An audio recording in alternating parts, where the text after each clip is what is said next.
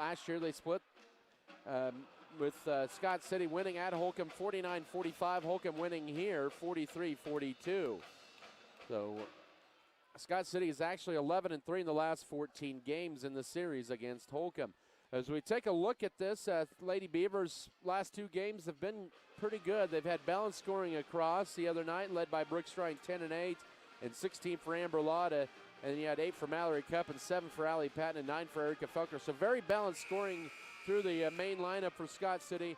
For Holcomb the other night against Ulysses team that's been struggling all year, Brooklyn Dennison, who got her first start of the year, picked up 22 points. She nailed 7 threes. And then Kaylin King, a 5'5 freshman, came off the bench with 10 points. And then you had Paige Jones, who had 6 and 10. And Alza had 6 assists. Hallie Jones had 8. And there's 64-32 doubling up of the Ulysses Lady Tigers. So we should have a fun matchup here tonight.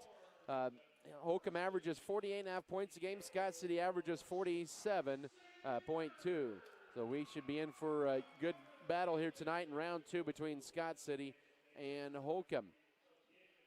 And we will, of course, here Monday nights, Scott City will begin one of 2 road games. It'll be Eagle Week next week for Scott City's Monday night. They go to Hugoton, and then we'll go back on the road Tuesday night at Colby and then host Goodland to wrap up the regular season. On Tuesday, Holcomb goes to Cimarron, then they host Hugoton next Friday. Let's go ahead and take a 2-minute timeout. Bring your starters, keys of the game, and the tip. Back in 2 minutes. This is Scott City Beaver basketball. When it comes to insurance, you don't want anyone setting you up with a policy that just sounds good. That's why Darren and Michelle plan to make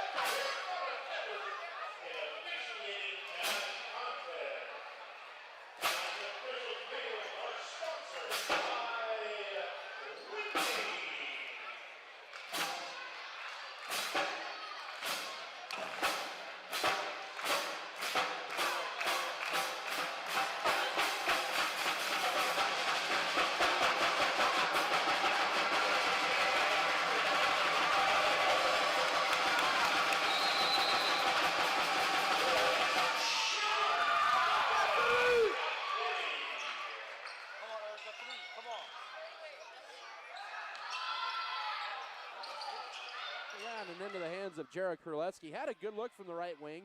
Rumford a 46% three-point shooter. Holcomb on their first possession of the game scoreless. Just 20 seconds in. Right side, Denniston.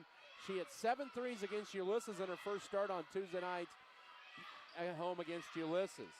Up top to Jared Kurleski. Scott City opens up in a 2-3 zone. Bounce pass to Dennison left wing. Now elbow. Up top, here's Kurleski. So pump fake, bounce pass right side. Now it's going to be Hallie Jones, and she travels with it. Turnover number 1 on Holcomb. Scott City second trip, no score. 7:20 to go, first quarter of play. Holcomb will pick Scott City up in the half court set. As the ladies Beavers move from left to right here in this first half.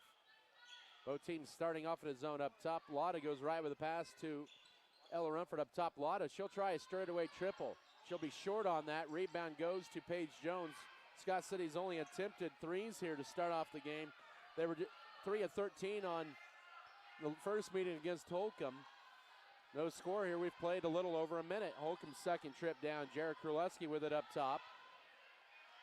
Scott City now in a 3-2 look here. Goes left side of the pass to Denniston. Now back that third player to the back and make it kind of rotate between a 3-2 and 2-3. Now Kurleski out high. Ball fake. Left side to Denniston. Now left corner it goes to Paige Jones. Skips it over right side. Kurleski looking to drive, but cut off. And now Denniston with it as Holcomb's being patient with the ball. Skip it over right side to Kurleski. Right corner. It's going to be a Hallie Jones 3. Bounces off. Rebound tip right to the hands of Paige Jones, who scores it off a deflection. And Holcomb first to score 2-0 with 6:13 to go first quarter. And Paige Jones already with a couple of boards here for Holcomb in the early going. Now Felker drive in. Her shot is blocked, but they'll get Kurleski with the foul. That'll be the ball game's first foul with 6:04 to go first quarter. And Felker to line for 2, where she's 74% on the year.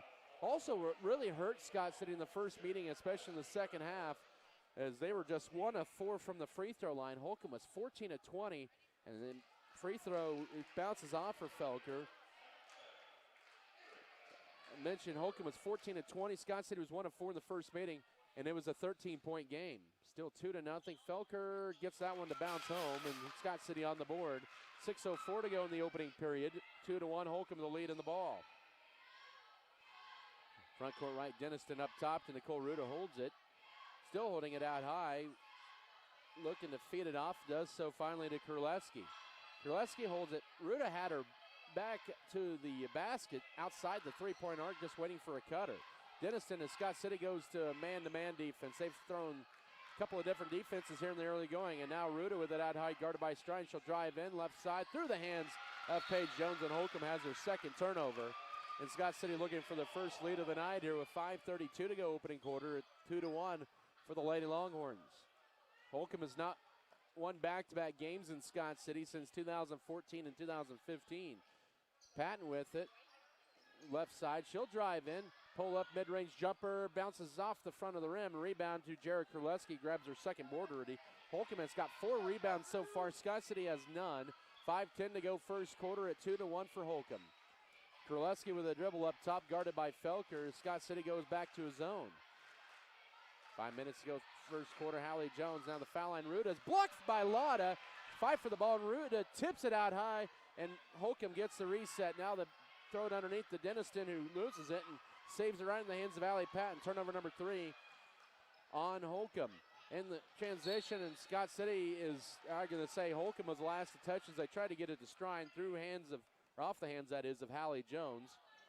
And it'll still stay Beaver ball down 2-1 here. 4:45 into Allie Patton, catches, drives in. Her shot was blocked, and they're going to say Patton was the last to touch it. Boy, it sure looked like it was Holcomb, but that's not the case. And Scott City cold shooting 0 of 4 to begin this ball game, down 2-1.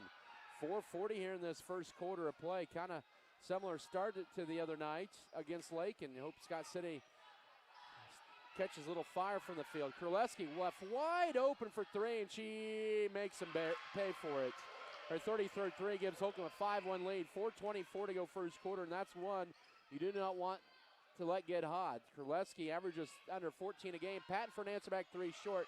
As Scott City's shooting woes continue to here in this game.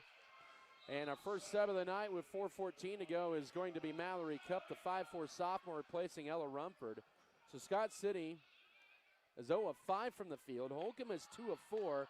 And the Longhorns with a 4-point lead as we approach the midway point of the first quarter. Right side, it goes to Brooklyn Denniston. Holds it, now put it on the floor one time. Right side to Nicole Ruda toward the corner. Now back to Denniston, ball deflected. Picked up top to Kurleski. 3:55 to work first quarter. Hallie Jones with it. One dribble back up top to Kurleski, back to Jones. Looking to drive in, throws it away almost, and then stolen away by Lotta. They're going to call a pushing foul. Oh my goodness. Wow. Lotta with a foul, her first, team's first. That really was more of a no call there, in my opinion, but Jake Eicher says nope, there was a push. He probably had a little better view than I did. 3:40 to go first quarter at 5-1 for Holcomb. Wow. Denniston. Bounce pass, and now they're going to step out of bounds for the Longhorns. That's a fourth turnover. Scott City needs to cash in on these turnovers as Ella Rumford checks in for Allie Patton. Holcomb has had 4 turnovers so far. Scott City only pointing at the foul line from Erica Felker. It's 5-1 with 3.5 to go first quarter. They're 0 of 6 from the floor to begin. Make that 0 of 5 from the floor. Bounce pass to Mallory Cup, goes right side, poked away by Paige Jones. Is still going to be Beaver basketball. Holcomb has 4 turnovers, 2 of 4 from the field. Felker up top to Lotta. Looking to drive in. She'll split the defenders, get stripped, going up and picked up by Strine. Shot is blocked by Ruda, who grabs the board. Still Scott City without a rebound in this first quarter. We're approaching 3 minutes to go first period. Denniston right corner, entry feed to Ruda. Right block catches, goes up, blocked by Strine, who grabs the board. First rebound of the game for Scott City. Under 3 to go first quarter. Left side, Lotta turns down the 3, will drive in, strong. Throws a runner high off the glass, no. Rebound, Strine, no. Bank shot, no. Rebound right in the hands of Strine. That time it's good. Her first 2. Scott City finally with a field goal, 5-3. 2:48 to go first quarter. As Scott City with a couple of offensive boards that time. Lady Beavers down 2 as they go back to man-to-man defense here. 2.5 to go in the opening 8 minutes of play. Kurleski with a dribble out high, and she'll just hand it off to Brooklyn Denniston. Try to get screen. Now using upper dribble, ball poked away by Ella Rumford. Trying to get it to Hallie Jones. Still going to be Holcomb ball, but Lady Beavers are really, for the most part, have played some pretty good defense in the early going. They left Kurleski on one possession open. That's about it. The other one, here's a runner and good and one, and then they call a foul. Scott City's second team foul. 2:20 to go first quarter, and it's 7-3 Holcomb. Denniston with the 2, and the foul on Brooke Striner first. Scott City already 2 fouls, Holcomb with 1. Denniston 53% at the line, Holcomb 58. They were 12 of 13 on Tuesday night against Ulysses. They'll miss that, but they'll rip the rebound away. Paige Jones already with the 3rd board, but she'll put away 5th turnover on Holcomb. 2:10 to go first quarter, 7-3 for Holcomb. Felker is going to drive all the way. Dish it over right side to Rumford. Now to Amber Lotta. She'll step back and throws it right into the hands of Kurleski. First Scott City turnover, 2 minutes to go. Kurleski probably got away with a carry there. Now up top to Paige Jones. It's going to be Hallie Jones for 3. Good. And it's 10-3 Holcomb, 1:51 to go first quarter. Timeout Scott City. It's a full. We'll take a 1-minute break as Holcomb is off to a 10-3 lead. Back in 1 minute. This is Beaver basketball.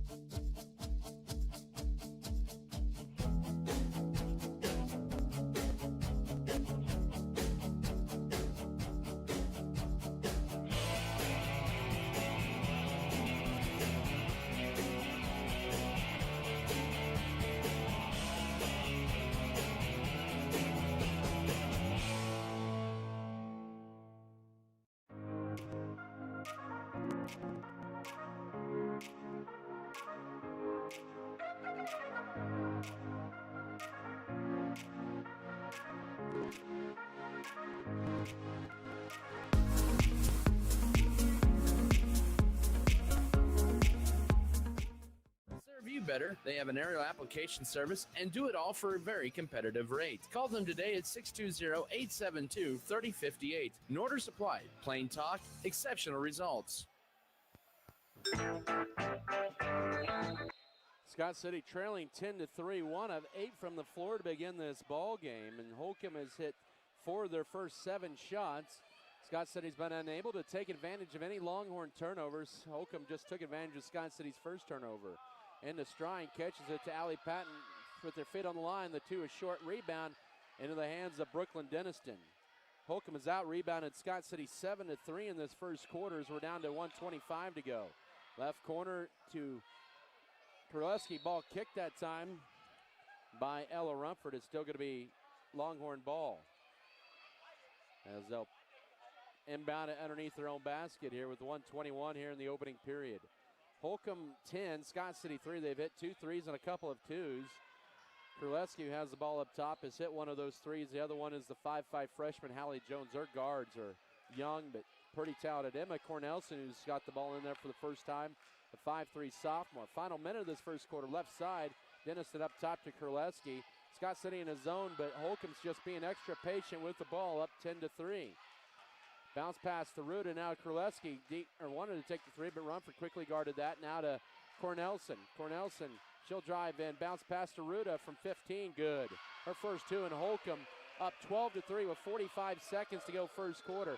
And now Lotta loses the dribble, and it's the second Scott City turnover with 38 seconds. Boy, this has been a first quarter to forget for Scott City. Down 9 here, under 30 seconds to go first quarter. And Aruda, position stuffed that time by Striner, who went straight up, and she'll have her second board and her third rebound. Lady Beavers down by 9, 20 seconds to go first quarter. Lotta will bounce pass it right side to Felker. She'll try to bounce pass it into Rumford. Kicked by Paige Jones as Mallory Cup set to check in with 16.6 to go opening quarter as Lotta will check out here. Holcomb up 12-3 on 5 of 9 shooting here. You have to think that the Tides will turn a little bit here. Cup hits it into Strine, double team, goes up a step. You know, they'll call the touchy fouls on Scott City, but they won't call that on Holcomb. Granted, that really wasn't a foul, but tough break for Scott City. 4 seconds, 3 into Ruda, goes around Strine, shot blocked by and that rebound Scott City, and that's the end of your first quarter. Scott City 1 of 10 from the floor. They trail by 9 after 1 at 12-3. We'll come back in a minute for the second quarter. This is Beaver basketball. At American Implement, we know that our farmers and ranchers are getting up and going to work every morning to provide food, fuel, and fiber for the world. And even though time and technology keeps us constantly changing, one thing will always remain the same. We promise that we'll continue working right beside you. We appreciate all that you do for our country and our communities. From all of us at American Implement, thank you, and may God bless the American farmer and rancher.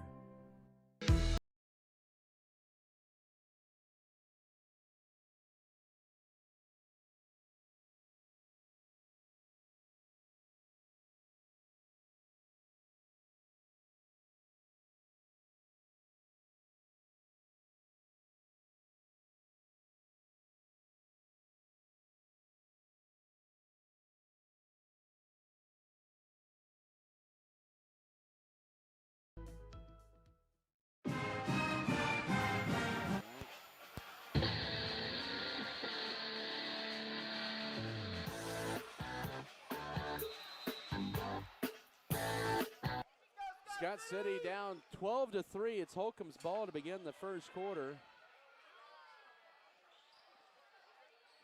And Scott City was Holcomb 5 of 9 from the floor in that first quarter. They had 2 players score a 3-point basket underneath. Shot at Payoff, no. Rebound, Ruda goes up, scores, and is fouled. Scott City not boxing out Ruda with her 4th point and her 5th rebound, and it's 14-3. Holcomb on a 9-0 run. 7:41 to go first half. Allie Patton, her first, team's 3rd, and Scott City getting owned on the glass as well. They were 1 of 11 from the field in the first quarter. Patton's first, team's 3rd. Holcomb out rebounded Scott City 8-5 in that first quarter. Free throw for Ruda is off the heel and bounces off, but hustling for the rebound and losing it, going out of bounds was Cornelson. And it'll be out of bounds to Scott City, their 6th turnover of the game. 14-3 Holcomb, opening seconds of the second quarter. Right now, Holcomb is just outplaying Scott City all over the court here. Lotta now to Strine, catches, will go in strong. Bank shot off to the right. Rebound, Rumford flips it right side. Can Felker knock home a three?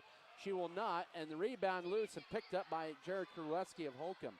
Good couple looks there for Scott City, but just unable to finish.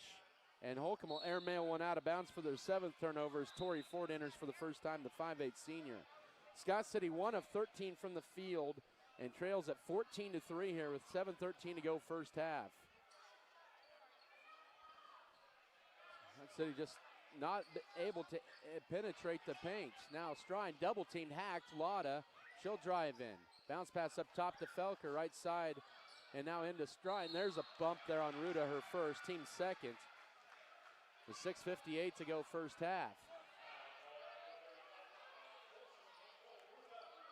Felker to inbound it here.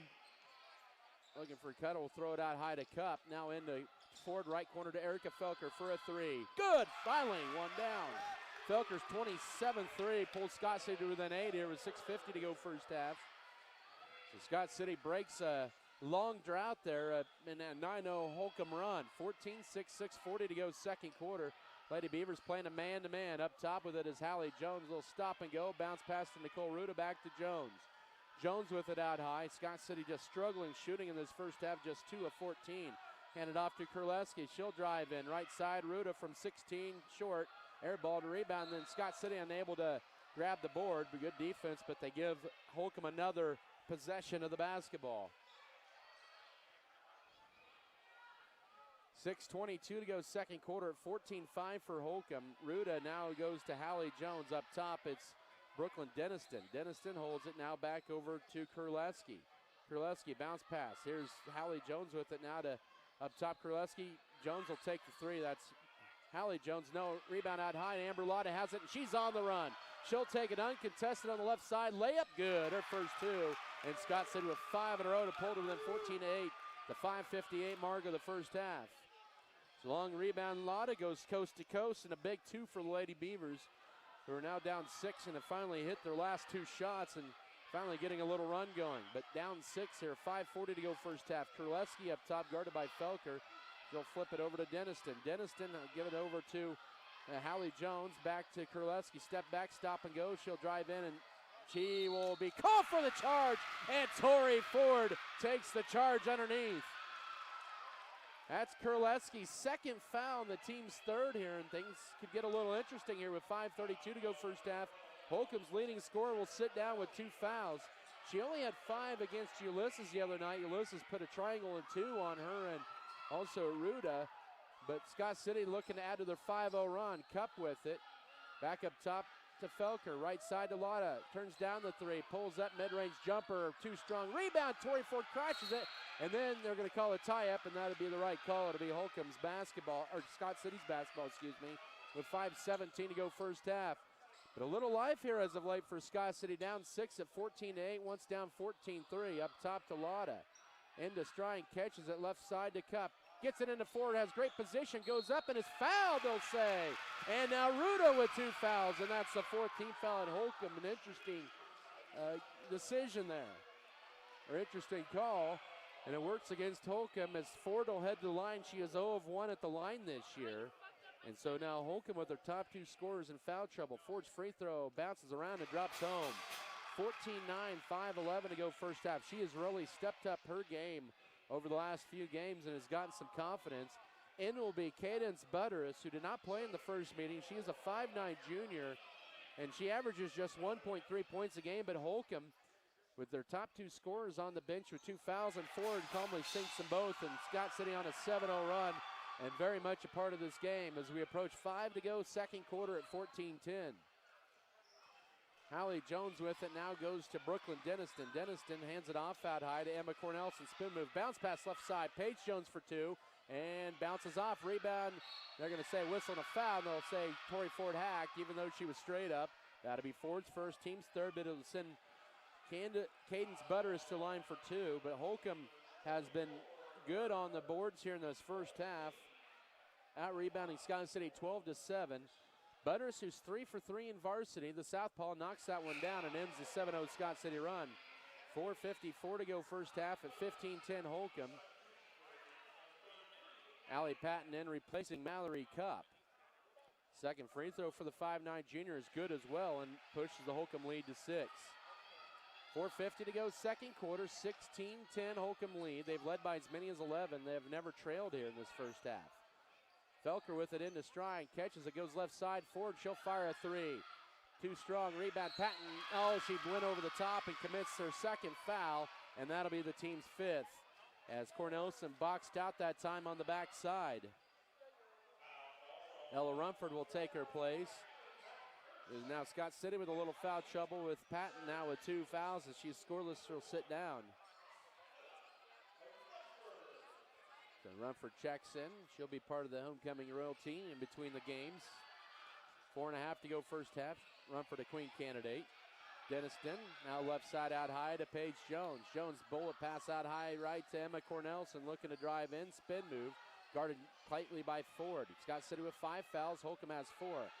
And now ball deflected but picked up by Butterus with 4:14 to go first half. Holcomb up by 6 with the ball at 14-10. It's Paige Jones looking to feed it off there. Lotto providing tight defense. Now to Hallie Jones out high. Holcomb is just going to play a 3-man weave up top, and now Cornelison looking to drive in. Is cut off. Midway point, second quarter, almost stolen by Rumford. And then Paige Jones launches a 3, and it's off the backyard. Rebound Amber Lotta for Scott City. Lady Beavers down 6 with the ball. Lotta pulls up in the paint, and she scores it. Might have got contact, but they did not call the foul. 3:40 to go first half, 16-12. And now with it is Brooklyn Denniston quickly across. And Scott City back to within 4. That's the closest they've been since Holcomb made their 9-0 run. Bounce pass through Butters' hands, and it's turnover number 9 on Holcomb. Scott City needs to continue to take advantage of these turnovers as Cup will check in for Ella Rumford here with 3:28 to go second quarter. Lady Beavers down 4 with the ball back at 16-12. They've hit 1 3 here in this first half. Hit 8 on Tuesday night against Lakin. Both these teams shot the threes well Tuesday night. Felker, speaking of threes, fires one up, and that one bounces off. Rebound underneath goes to Hallie Jones. A lot of one and dones for Scott City in this first half. 3:10 to go second quarter. Lady Beavers down 4. Holcomb with the ball with Paige Jones in the left corner now to Hallie Jones. Couple of dribbles up top. Both teams 8-8 on the year. Scott City 1-1 in the league. Still trying to keep an opportunity for an outside shot at the co-league championship at least, and then a travel call on Holcomb, their 10th turnover. They win tonight, they'll still stay within at least a game or half a game of Hugoton. As back in is Ella Rumford replacing Tori Ford. Holcomb now with 10 turnovers in Scott City with yet another opportunity to inch a little closer here. They've not led in this first half. Holcomb had an 11-point lead early second quarter. Scott City's trimmed 7 points of it now to stride, catches, trying to drive in, loses the dribble, picks it back up, then throws it up, and it's not going to be a shot. It'll be a foul on Holcomb. It'll be their 15th foul. And that was a good call.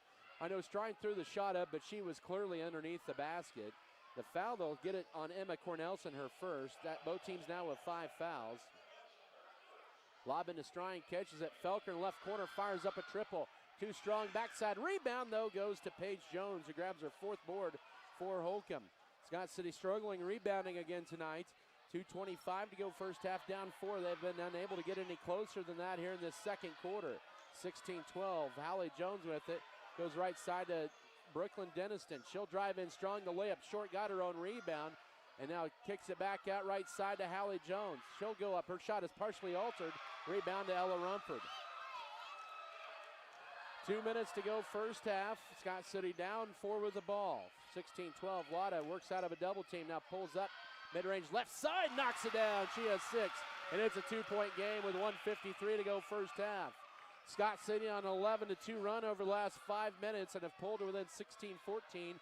Trying to take advantage of Holcomb's top 2 scorers on the bench with 2 fouls, and Jared Kurleski now travel out high to 11 turnovers. Holcomb a little frustrated there on the court. As I mentioned, Jared Kurleski with 2 fouls, Nicole Ruda also with 2, and Scott City can tie it or take their first lead of the night with a 3. 95 seconds to go first half. Elker almost walked with it. Right side Cup, right baseline to Ella Rumford, ball fake. Nice cut, Felker layup, oh, just too strong. And the rebound goes to Holcomb as Hallie Jones will bring it right to left. Win it, 20 to go first half. Stops left side to Paige Jones. Up top to Emma Cornelson, right side to Brooklyn Dennison. Open for three, and that is too strong right in the hands of Erica Felker for her second rebound of the night. Felker brings it across, final minute in first half. Lotto looking to drive in. Strip going up, and it's stolen away. Turnover number 3 on Scott City. Holcomb with 3 steals off of 3 Scott City turnovers, and we're down to 55 seconds to go first half at 16-14 Holcomb. Scott City, though, on an 11-4 run in this second quarter, and they have been unable to get any closer than 2 here. They've had chances to tie a couple of times. They'll get a foul out high. That'll be the last foul to give for Scott City as Ella Rumford commits her first and the team 6th. Holcomb is 2 of 3 at the line.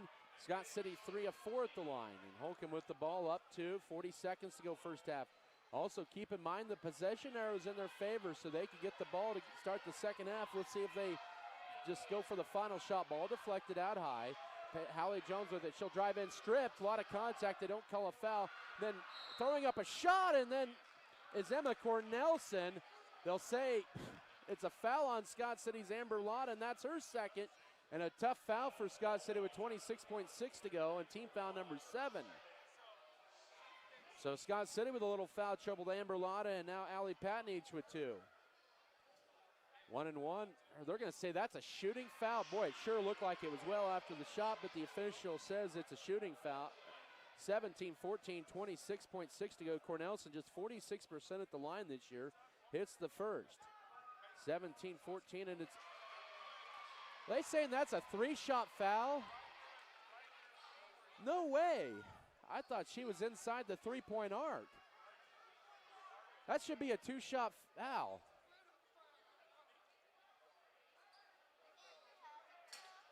That was a 2-shot foul. My goodness. She was 2 feet inside the arc, and they're giving her 3 free throws. Free throw number 3 is good, and Holcomb now leads 19-14 with 26 seconds to go first half. Oh my, that's a tough break for Scott City. Felker drives in now. They call a foul on Holcomb. They're 6th of the half, their final foul to give. That was a bad break for Scott City. And the foul on Emma Cornelson, her second. So 3 Holcomb players with 2 fouls. Now Felker with it. Oh, loses the dribble. She stepped back and a turnover, number 4 on Scott City with 12 seconds. Scott City, though, will steal it right back. They'll go right side. Oh, too high for Felker and out of bounds. Got a little too excited, and turnover number 5 with 5.9 seconds to go first half. 19-14 your score for Holcomb. They've only had 1 field goal the entire second quarter, but got a break and had 3 free throws. That made it a 2-point game to 5. 3 seconds. Do not foul. Here's Hallie Jones. She'll have a running heat for 3, and it's wide left, and that's the end of your first half. Holcomb has only 1 field goal in the second quarter, but they maintain the lead, 19-14 over Scott City at the break. We'll come back in 3 minutes with your first half stats and more. This is Scott City Beaver basketball.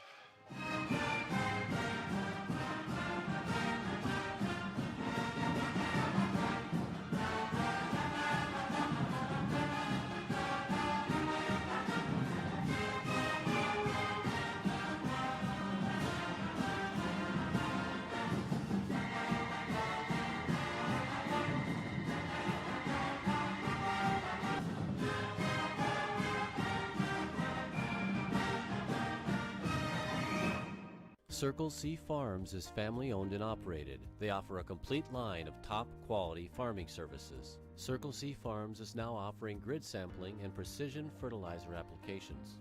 They have the right equipment for your job, and as always, they bring you tomorrow's technology to today's farming. So stop on by and visit with Steve and Ted about your needs, or just give them a call at 620-872-3299. Circle C Farms is a proud sponsor of the Beaver Broadcasting Network. Furrow Heating and Cooling of Scott City is a proud sponsor of Beaver activities. Brent and Angie take pride in helping our activities and support our students 100%. They can also help you with any heating and cooling needs that you have. Give Furrow Heating and Cooling a call at 620-872-3508 and see if they can help you with your needs today.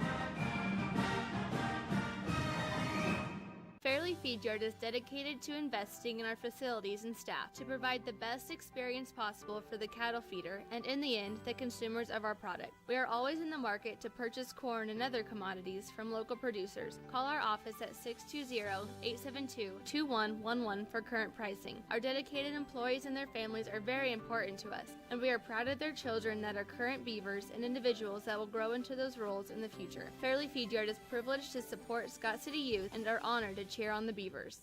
If you're in the market for a new or used vehicle, check out J&R Auto Group with locations in Scott City, Oakley, and Colby. J&R Auto Group has a fully trained service and parts staff for repairs on most makes and models of vehicles in Scott City and both Oakley locations. Locally owned and operated, J&R Auto Group provide over 250 new and used vehicles in stock and ready to be delivered. Stop on in and check out J&R Auto Group LLC.com for all your vehicle needs.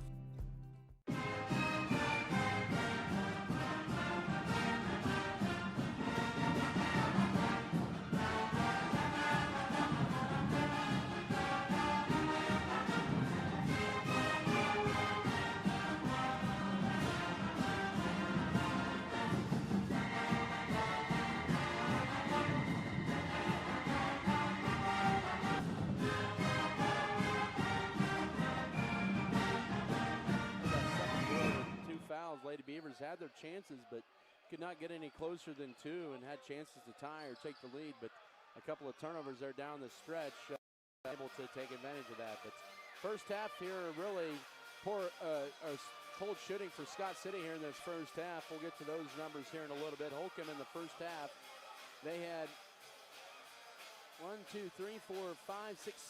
different players score, but no more than 4 points. Nicole Ruda leads Holcomb with 4.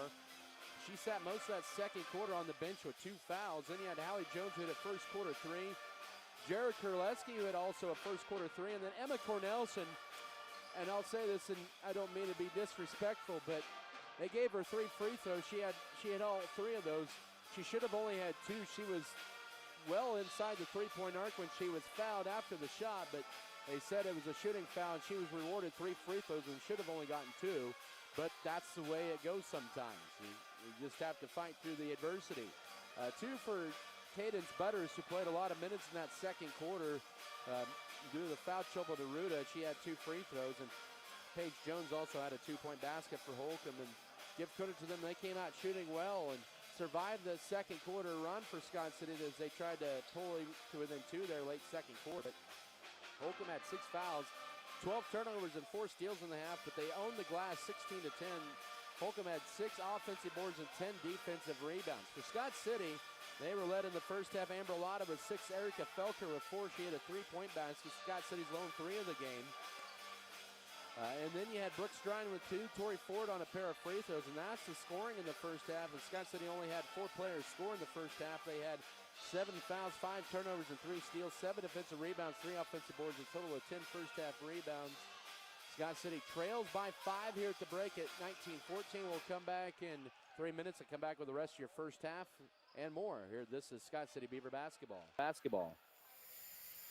A-Plus Aviation Service at the Scott City Airport has just finished another season of aerial application. They want to thank all their customers who work with them, and they're looking forward to working with you for many more years in protecting your crops. In addition to aerial application, A-Plus Aviation Service provides flight training, aircraft maintenance, and fuel to local and transient aircraft. Give them a call at 872-3000 or visit us at the Big Gray Hangar at the Scott City Airport if you've always wanted to learn how to fly.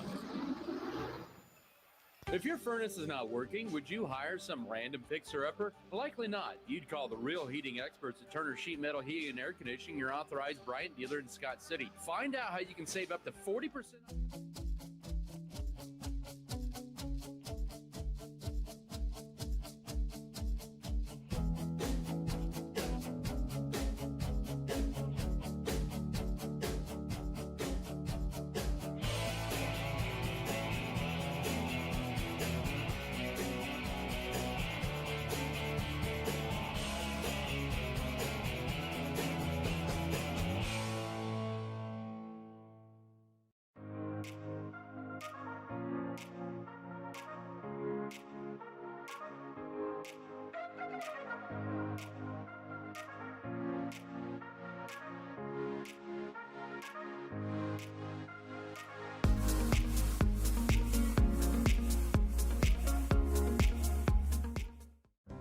At American Implement, we know that our farmers and ranchers are getting up and going to work every morning to provide food, fuel, and fiber for the world.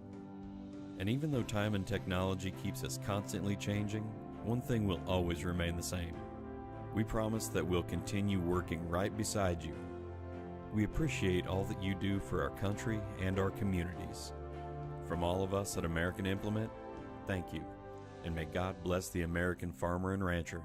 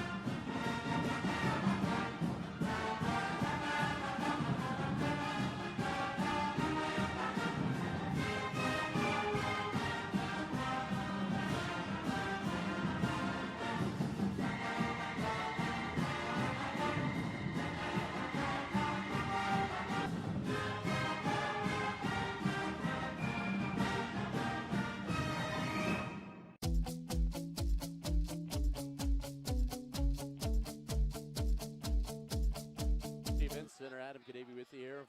19-14 halftime lead for Holcomb. Taking a look at the shooting percentages here in the first half. Both teams, well, south of 40% there. Holcomb at 6 of 18. They only hit one field goal in that second half. They were 1 of 9, but they were 5 of 9 that first quarter. So they really kind of balanced out a little bit. They're 33% in the first half, 2 of 6 on threes, 4 of 12 on twos, and 5 of 6 from the line. For Scott City, they were 5 of 22 for 23% from the floor. So they did shoot better in that second quarter, 4 of 11 after a 1 for 11 first quarter performance. And they were 1 of 8 on threes and 4 of 14 on twos, but 3 of 4 at the line in that first half. Scott City and Holcomb both having some foul trouble. Amber Lotta had 2, Allie Patton had 2 for Scott City. Holcomb had Jared Koleski with 2, and Nicole Ruda with 2. Scott City will have a pretty tough schedule continuing here. Monday, Tuesday, they'll go to Hugoton on Monday, and then go to Colby on Tuesday. Holcomb will go to Cimarron on Tuesdays. Both teams are 8-8 coming into tonight. Holcomb's ball to begin the third, 8 minutes of play. Scott City with Ella Rumford, Brooke Strine, Amber Lotta, Erica Felker, and Allie Patton. Holcomb countering here with Brooklyn Dennison. Jared Kruletsky dribbles it out high to Nicole Ruda and hands it off to Kruletsky, looking to drive in, pulls up over Felker, short rebound to Brooke Strine. Also out there, Paige Jones, Hallie Jones, and Nicole Ruda. Rebound Scott City, their first trip down the court here this second half. Down 5. Strine go left side to Amber Lotta. Thought about launching 3. She'll drive in, her runner in the paint is banked off to the right, but rebound Patton looking to go up, and she wisely pulls it back out. So Scott City with a couple of boards. Now Felker, she'll run it right lane line, crawls off, couldn't get her own rebound, into the hands of Hallie Jones for Holcomb. Had a couple of good looks to the Beavers, but could not get it to drop in. It's been one of those nights. 7:10 to go now.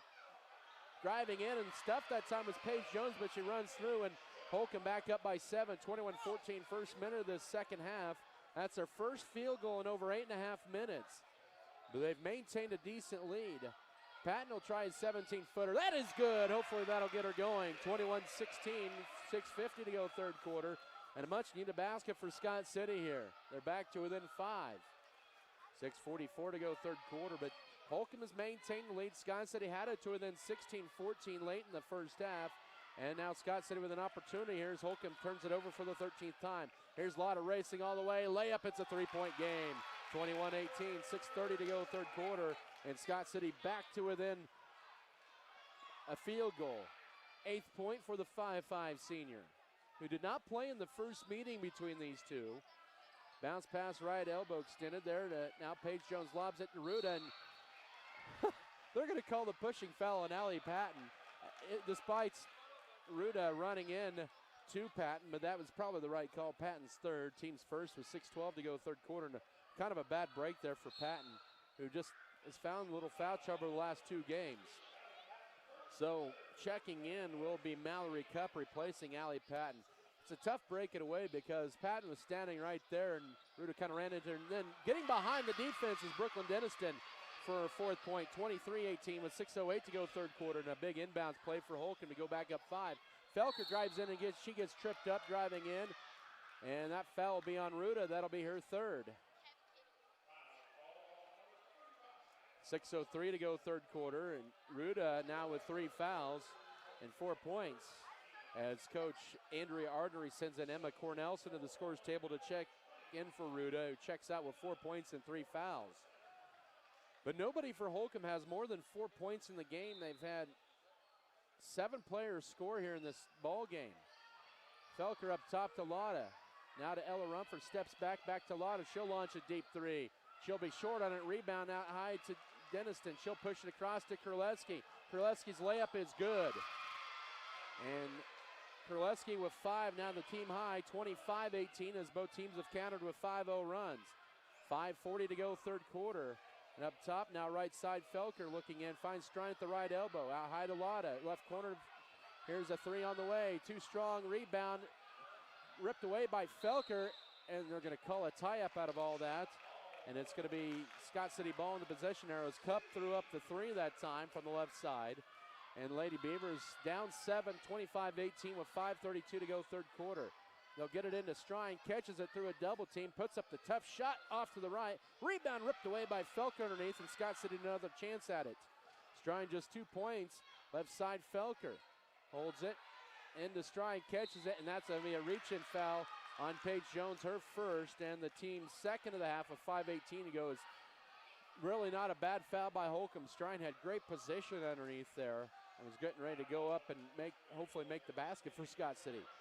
Inbound it into Ella Rumford. Now flip it behind to Felker. She'll launch a 3. Good! She hits her second 3, the big 3. It's 25-21, 5:10 to go third quarter. And Scott City starting to connect on their shots here in this game.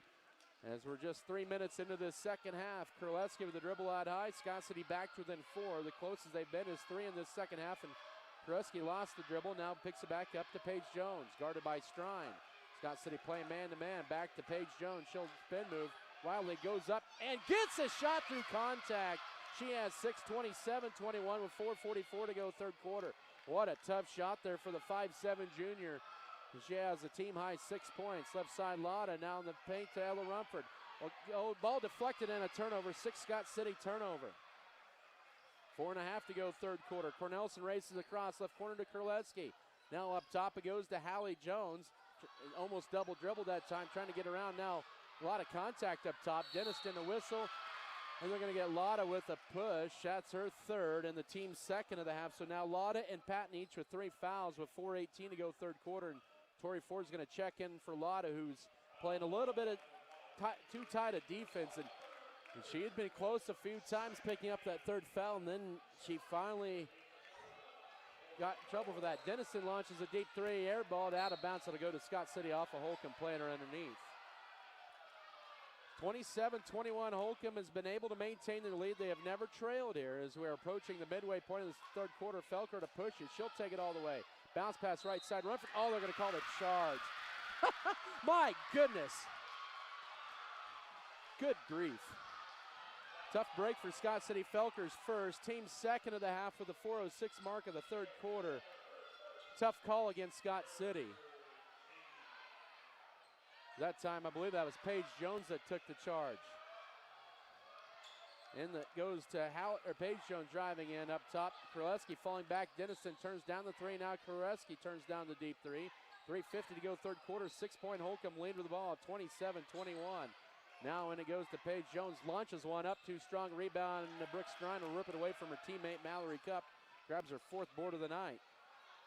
Scott City has had a little bit more rhythm in the third quarter, but they've been trying to play catch-up underneath. Ella Rumford behind her, picks it up, will go up, and she is pushed underneath, and she'll get 2 free throws.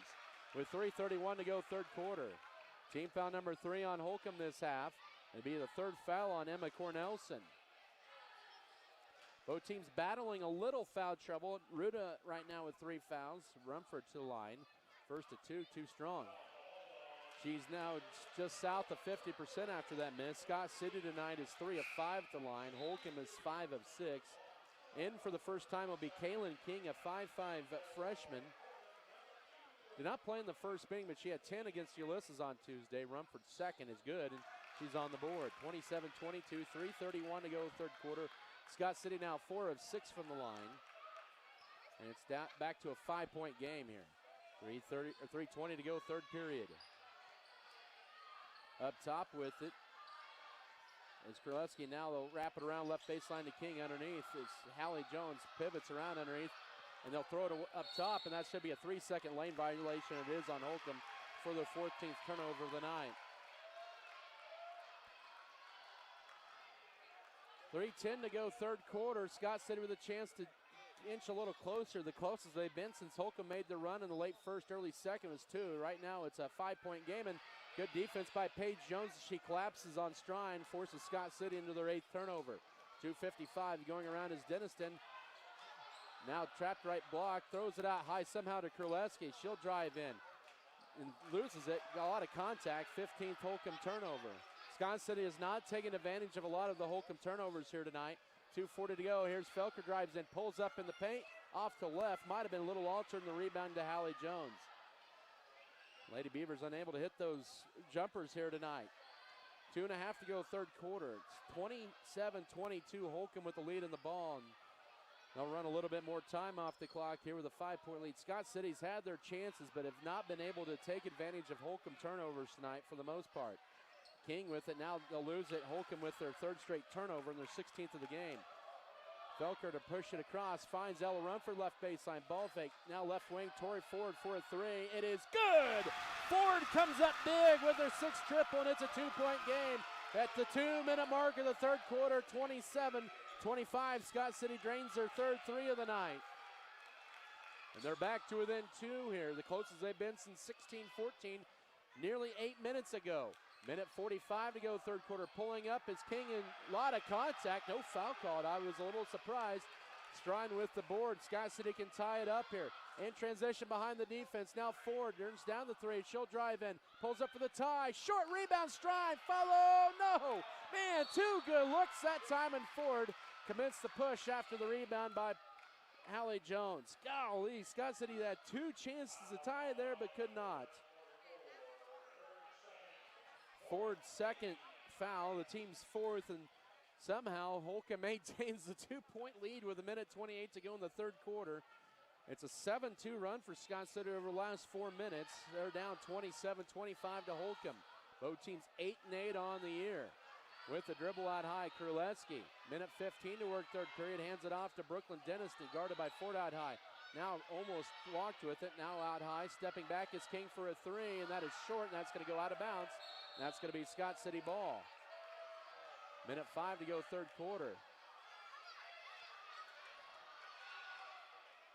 Scott City's been battling from behind all night. They've trailed by as many as 11 in the game. Right now it's a 2-point game. Final minute, third quarter. Ford to Ella Rumford, left elbow. Back to Ford, left corner. Turns down the 3, will drive in. Throw it right side, Felker. She'll fire the 3 for the lead. It's good, and Scott City has their first lead of the night. 28-27 with 46 seconds to go third quarter. It took Scott City 23-plus minutes to get their first lead of the night, and they finally have it. Up top with it is Denniston trying to hand it off, and Scott City does commit a push as they fight through the screen. Rumford 2nd, team's 5th with 33.1 to go third quarter. Scott City with their first lead of the night, 28-27 with 33 seconds to go third stanza. And inbounding it in will be Denniston, does out high to Kaylin King, guarded by Rumford. And now back it goes to Jared Kraleski. 25 seconds to go third quarter. It's a 10-2 Scott City run over the last 5 minutes. They have a 1-point lead, almost a reach and fell on Strine. Now stepping back, Kraleski for 2. Short rebound Ford. Scott City with a chance to add to the lead. 14 seconds to go third quarter. In transition, Strine tries to go up, gets stripped from behind. No foul, and here's Denniston back the other way. Kraleski with 5 seconds. Her layup is no good, and a blocking foul on Rumford. That is her 3rd and the team's 6th with 3.4 to go first half. So now Rumford, Lauda, and Patton all with 3 fouls with 3.4 to go third quarter. 2 free throws coming up here for Jared Kraleski, who's 79% on the year. Holcomb 5 of 6 at the line. And the free throw ties the game at 28, our first tie of the night with 3.4 to go, third period. As out will be Ella Rumford in as Amber Lotta. Scott City playing with Lotta out there with 3 fouls. 6 fouls in the half on Scott City, just 3 on Holcomb. Second free throw gives Holcomb the lead right back. Kraleski with 7, and it's 29-28. 1 second half-court heave by Felker on the way, just short. And it'll be a 29-28 Holcomb lead as Scott City outscored Holcomb 14-10 in the third quarter. We'll head to the fourth quarter in 1 minute. This is Scott City Beaver basketball.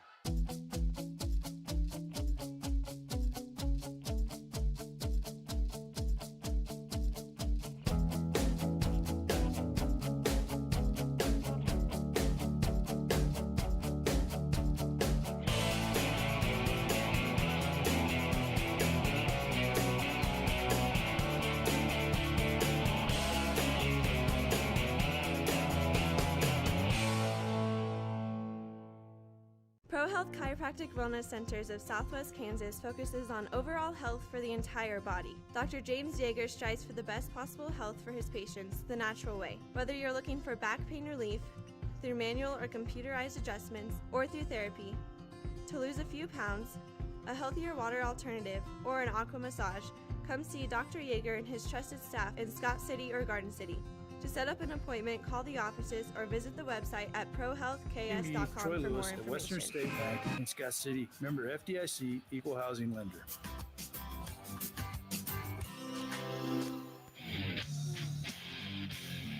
Holcomb's ball to begin the fourth quarter with a 1-point lead, 29-28. Almost a steal by Felker. Ruda back in there with 3 fouls.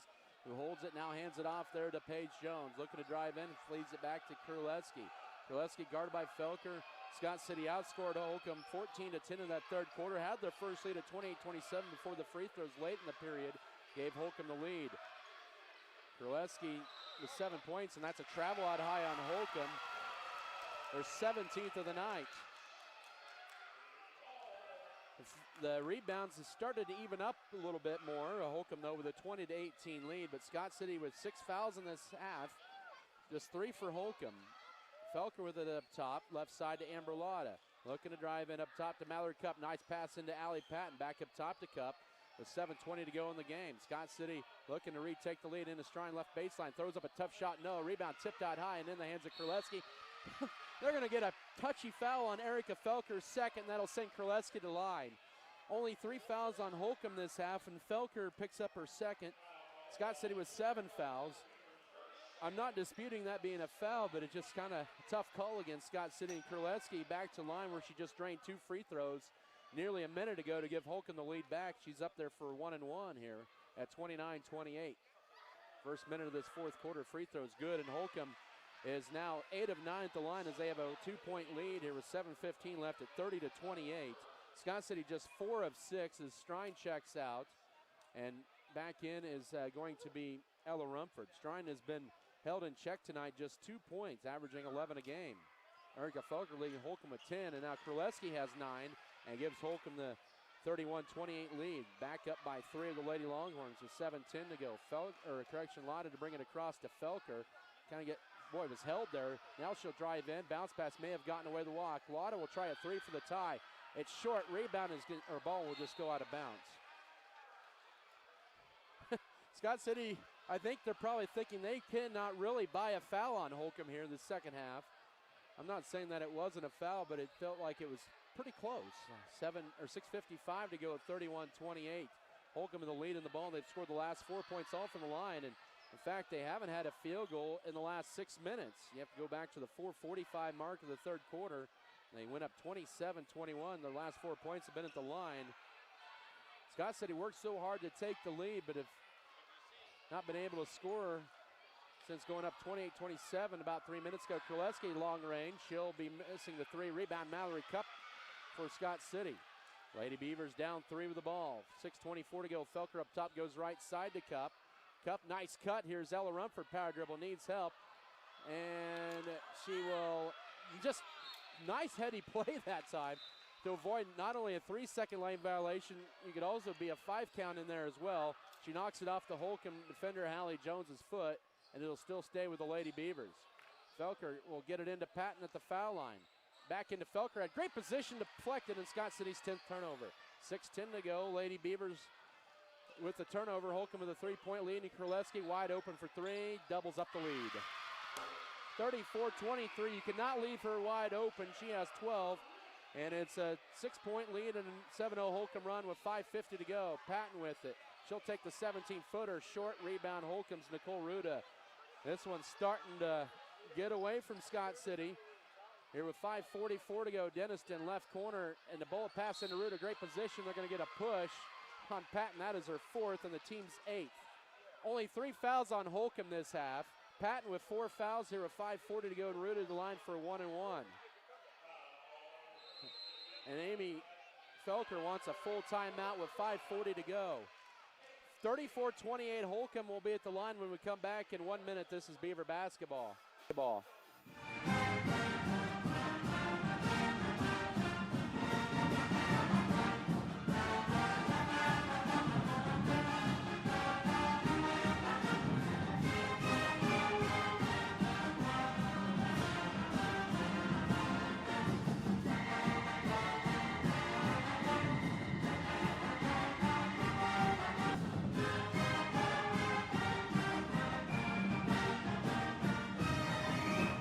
Scott City Eye Center has been a leading provider of optometry services and vision care products in the Scott City community since 1999. Our experienced eye doctors offer comprehensive vision examinations at our Scott City optometry office and specialize in the diagnosis and treatment of a wide array of eye diseases, conditions, and problems. We use advanced diagnostic technology and are committed to improving the quality of life of persons in the Scott City community through enhanced vision. Give yourself the gift of clear vision. Schedule an appointment with Joshua J. Gooden, OD, today.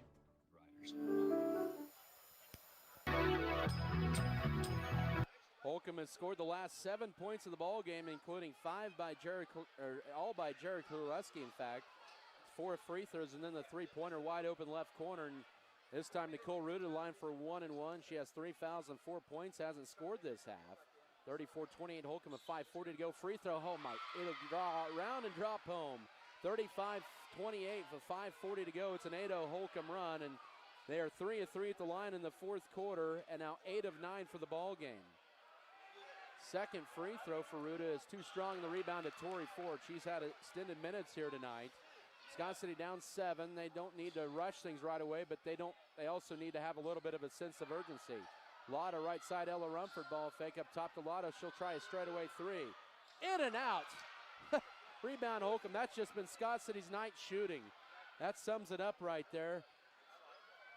Can't get the bounce. Holcomb can. 5:15 to go. 35-28.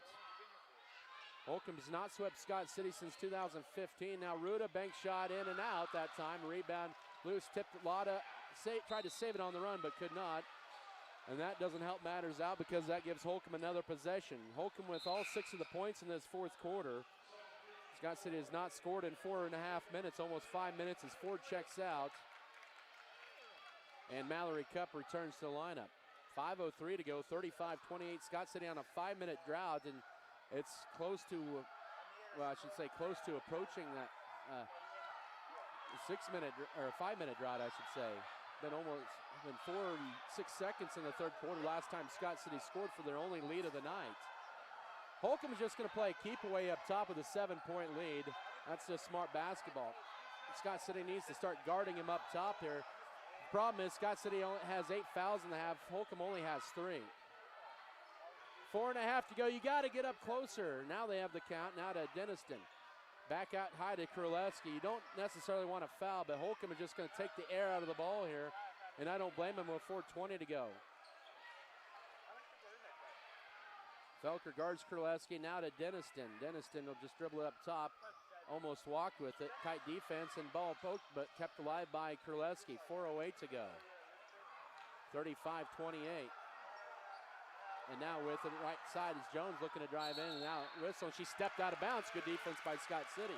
18th turnover with exactly 4 minutes to go. Scott City cannot afford an empty trip here down the court. They're down 7. They have not scored in nearly 5 minutes here. Lotta will take it up top, will drive in, kick it left corner to Felker. She'll fire up a 3. Oh gosh, that was halfway in and out, and Paige Jones boxes out for the rebound. You couldn't get a better look than that. That went halfway in, but somehow the Rims tonight do not like Scott City. 3:35 to go. Gosh, Kurleski got away with a push-off, and Holcomb cannot foul, and they cannot do anything wrong here in this second half. And now Jones will drive in, and she walked with it. Ruda puts it up, misses it, gets her own rebound, knocked loose by Felker, ends up with it. Scott City catches a break there. Lady Beavers need some points here, and they will get it. Oh, they'll miss it with Ella Run for the layup. Rebound, Holcomb. How many shots has Scott City had? Opportunities here. 3:05 to go. Paige Jones will drive in, cut off, and now to Kurleski. Scott City has not scored in the fourth quarter. They trail 35-28. Denniston with it, now back to Kurleski. And then back to Hallie Jones. Lotta doesn't, well, she has only one foul to give. Felker has 2 fouls to give before 4 fouls. 2:42 to go. Scott City has not scored in this fourth quarter. Holcomb has not scored in 3 minutes. And Coach Andrea Artery wants a timeout. It's going to be a full. We'll take it as well with 2:35 left. Holcomb 35, Scott City 28. Back in a minute. This is Beaver basketball.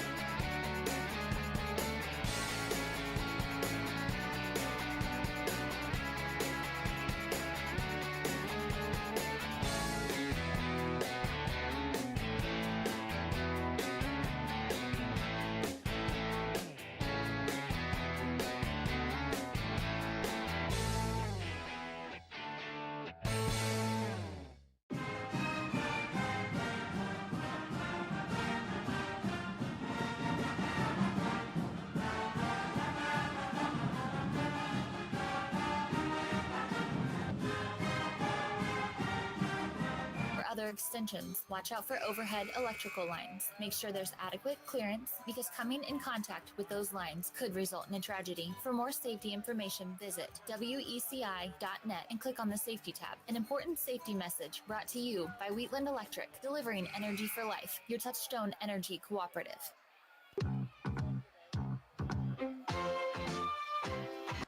2:35 left. It's 35-28. Holcomb with the lead over Scott City. Lady Beavers have not scored since the 46-second mark of the third quarter when they went up 28-27. So that's been well over 6 minutes ago. Holcomb has scored the last 8 points. They have not scored in 3 minutes, but they're really not looking to score right now. They have a 3-possession lead with time running out in this game. Paige Jones with it. She'll drive in strong and now dish it backside, but right into the hands of Brooke Strine. Tried to anyway. 19th turnover. Scott City has been unable to take advantage of any turnovers. And Holcomb will turn it right back, and they're going to call a tie-up. It'll be Scott City's basketball. They'll barely save the possession there with 2:22 left. Tori Ford in, replacing Ella Rumford. Scott City's had so many shots in this fourth quarter just go halfway in and crawl out. And up top, Lotto, 2:20 to go. And now they'll throw it away. Lotto did not take the open three. I was a little surprised at that. And then once again, Scott City empty-handed. They have missed so many opportunities after they've forced turnovers, and that's going to be an over back, I believe, on Holcomb. Yep, it is. Well, it's a turnover anyway. Their 20th turnover with 2:03 to go. 35-28, Scott City yet to score here in this fourth quarter. Holcomb has scored just 6 points. They did get only one field goal and 3 free throws, 3 of fourth line. Felker into Strine. Back up top to Lotta. They set a screen for Felker. Tries a guarded three. Short rebound, tipped around, and Holcomb has it.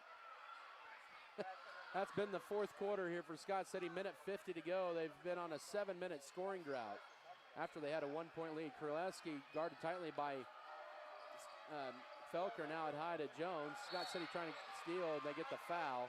That'll be on Tori Ford. That's her third, team's 9th. Only 3 fouls on Holcomb this half. It's the final 1-1 for Holcomb. 1:42 to go. Scott, not a bad foul, really. As Hallie Jones, who had a first quarter 3, steps to the line for 1-1. She's 73% on the year. Holcomb tonight is make that 3 of 4 in this fourth quarter, 10 of 12, and make it 11 of 13. They're up 36-28. 1:42 to go as Patton will check in with her 4 fouls, replacing Ford. Boys game to follow. They'll have the homecoming ceremonies as this place is packed in here pretty good. Second free throw is good for the 5'7" or 5'5" freshman, 37-28, 1:42 to go. Scott City on a 7-minute scoring drought. Lotta now to Strine, looks to drive in, puts up the tough shot. She'll get it and one. And finally, the custodians came out and took the lid off the rim when Holcomb was shooting free throws. 37-31, 35 to go. Aruda with her fourth foul. Just the fourth team foul on Holcomb. Strine with her fourth point and makes it her fifth. And it's 37-31, and Coach Amy Felker wants time.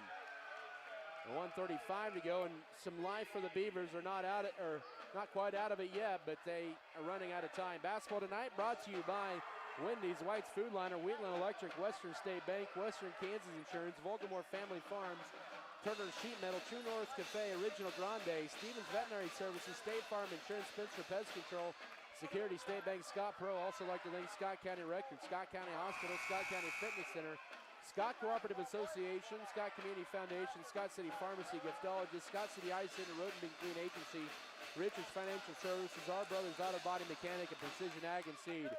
This is such a huge game for Scott City, and maybe more so, well, really for both teams. They both have some pretty tough games coming up in their next couple games. Both have state-ranked team in Hugoton. Both have, or one has been ranked in Cimarron, but Scott City has Hugoton, Colby, and Goodland to wrap up the season. Holcomb has Cimarron, Hugoton, and Syracuse. Minute 25 to go, and almost a steal. Holcomb with the ball, up by 6, 37-31. Now with it is Denniston. She has fouled. Her first trip to the line coming up, but she'll get 2 free throws here with 1:19 to go. That is team foul number 10 on Scott City, and the third on Erica Felker. The foul trouble really came back to haunt Scott City in the third quarter.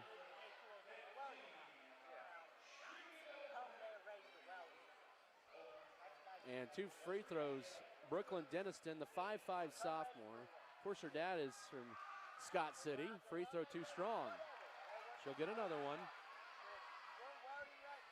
1:19 left. I mean, Scott City's played hard tonight. There's no question about it. Holcomb made some pretty big baskets, and they countered really about every rally that Scott City had tonight. Rumford checks out. Second free throw here for Denniston. Too strong as well. But the rebound into Nicole Ruda, and then Holcomb gets another crack at it. Holcomb has had some timely, they'll say, deflected, and now they had a trap. Lotta trying to go for the steal. Now foul by Felker. And that'll be her fourth and team's 11th. 1:09 to go out of all that. Or did we get a timeout beforehand? We did. Holcomb takes a time. We'll take a full with 69 seconds left. 37-31 Holcomb. Back in a minute. This is Beaver basketball. Women at every stage of life want a healthcare experience uniquely theirs, where excellence meets elegance and healthcare is personalized just for you. Scott County Hospital and Scott City Clinics, skilled physicians and nurses will help your family prepare for the birth of your baby. The private, comfortable, secure rooms for labor, delivery, and postpartum care include jacuzzi tubs for pain management during labor. Call Scott City Clinic to set an appointment today. We put our heart in healthcare.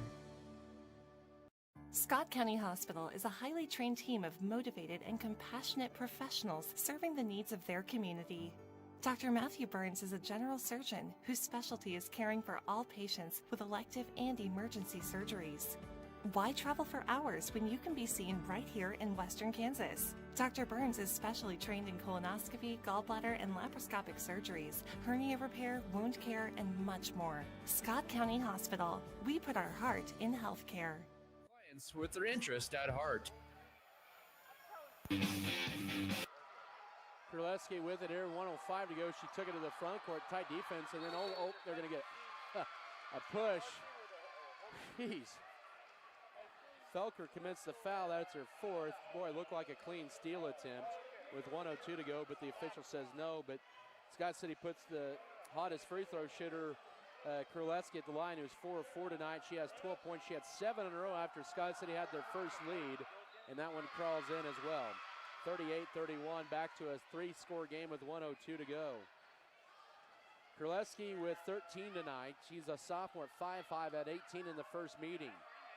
Also grabbed 4 boards here tonight. She hits that one as well, and it's 39-31. 1:02 to go. Amber Lotta to bring it across. Scott City needs points here. She'll drive in strong, will throw it up, and and a travel. Why not? It was either probably going to be that or an offensive foul, to be honest. 57 seconds to go, and Ruta back, and Holcomb's probably going to come out of here with a victory. With it is Hallie Jones. She loses that time. That should be out of bounds. Yep, it is off of Hallie Jones. Holcomb's 21st turnover. As many turnovers as Holcomb has had tonight, Scott City has rarely scored on those turnovers.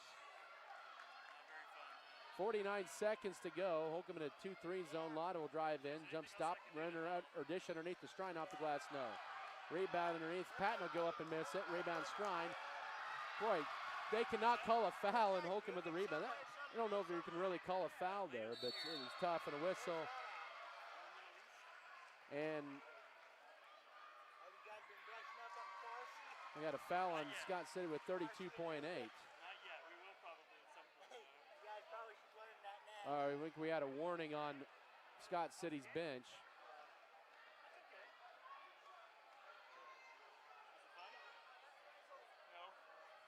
32.8 to go. 39-31, Holcomb with the lead. This is a pivotal game for both these teams.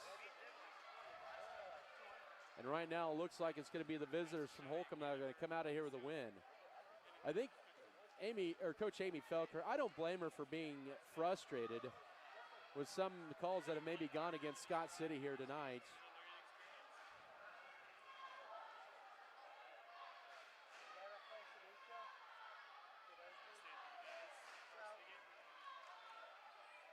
It's been kind of one of those nights for Lady Beavers, just frustration shooting here as well. Just have not been able to get some timely points, have not been able to take advantage of any turnovers, and now Holcomb loses it but picks it back up. Krusky, I thought she walked before the foul, but the official said no with 29.9 to go. They'll get Amber Lotta with a foul, her fourth.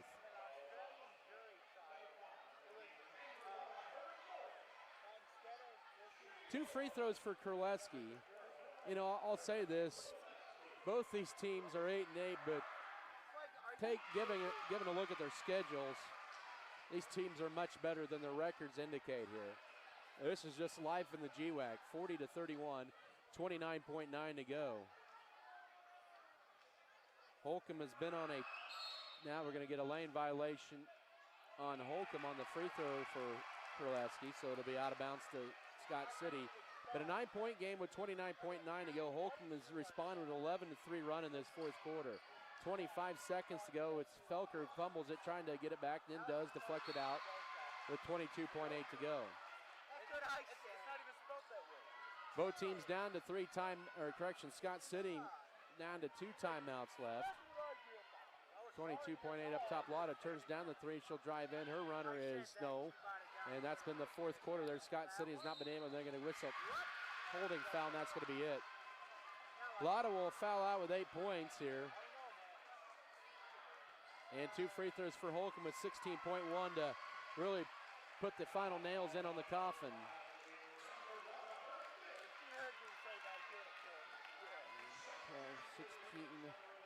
20 fouls called on Scott City. Just 10 on Holcomb, and granted the fouls toward the end have been Scott City needing to foul. 2 free throws for Hallie Jones, and she hits the first, 41-31, 16.1. Scott City, though, come back. They struggled shooting from the word go, just 1 of 11 in that first quarter, and that really set them behind. They were down 11, went up by 1, trailed by 1 going in the fourth quarter, and have trailed 13-3 in this fourth quarter with 16.1 to go. As Jones hits them both, she has 7. And it's 42-31. Ball deflected. That should be Scott City's ball. And another Scott City turnover. There's no question the trajectory of the ball angled there, and they're calling it out on Scott City. That's the way it is tonight. And forward a foul, and that'll be it. Or fourth foul on forward with 10.5 seconds to go. All it does is just spike up and Holcomb's free throw shooting. Give credit to Holcomb, though. They have cashed in on the opportunities that have been presented for them. Scott City really has not tonight, and that's really the story of this game. So Ford joins the 4 foul club. with one fouled out. Kraleski first to 2 free throws is good. 2, 5, 6, 7, 8. She has now 16 in the game, 43-31, 10 and a half seconds to go.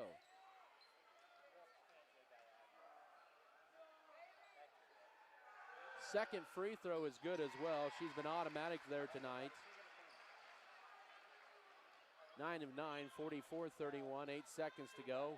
Ford with it, and Holcomb's going to win 2 games against Scott City by at least maybe 13. Les Felker hits his 3. She won't, and that's it. Scott City only 3 points in the fourth quarter, a 15-3 run by Holcomb the final 8 minutes, and they come out of here with their second straight victory in this gym. 44-31, Holcomb now 9-8 on the year, 2-2 in the league. Scott City drops to 8-9 overall and 1-2 in league play.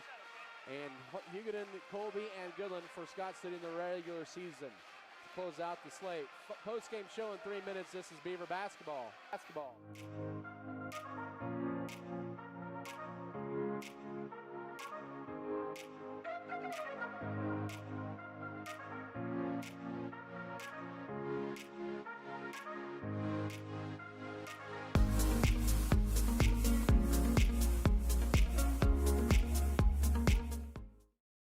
For exceptional service in real estate, put Stephanie Shapland at Shapland Real Estate to work for you. Property homework is what we do best at Shapland Real Estate. We put forth every effort to get results that move you. Our expertise in buying and selling residential, commercial, and agricultural property is built on the tradition of trust and thoroughness that you deserve. Shapland Real Estate takes pride in our community and in cheering on our students in all that they do. Give Shapland Real Estate a call or visit our website today. Go with the proven winner. I'm Michael Trout from State Farm in Scott City. When it comes to auto insurance, we score big with our policyholders. We score on competitive rates, on customer service, and on satisfaction and speedy claim handling. Let us quote your autos today and make you a part of the Trout State Farm team. Call or stop by Michael Trout State Farm and you can be assured of our personal best. Go with the winner, Michael Trout State Farm, Scott City.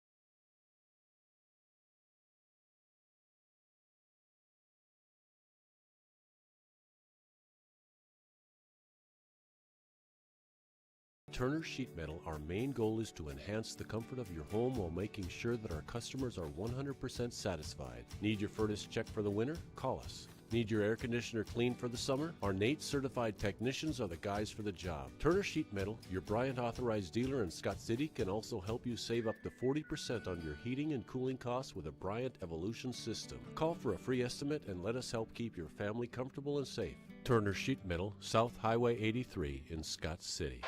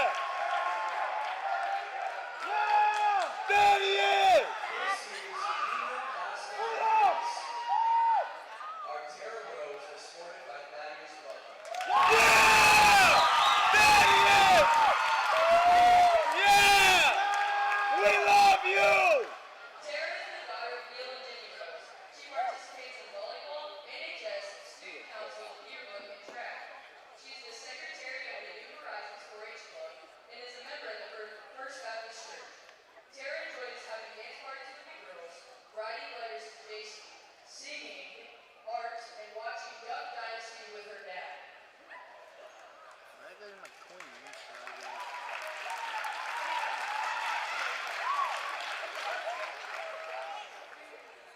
is the son of ICA team owner who works for Beaver Broadcasting Network.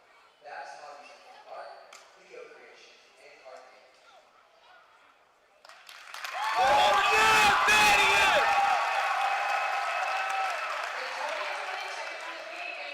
Candidates are Olivia Knoll, escorted by Carter Gooden.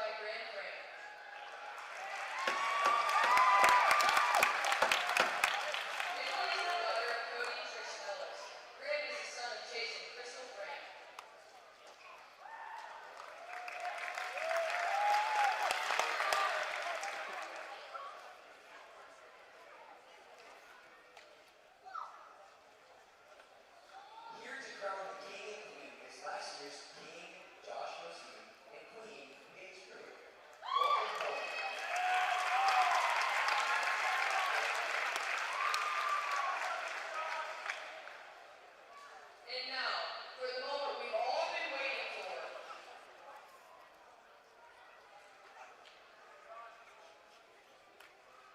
Carter, will you please? The 2022 Winter Homecoming King is Carter Wade.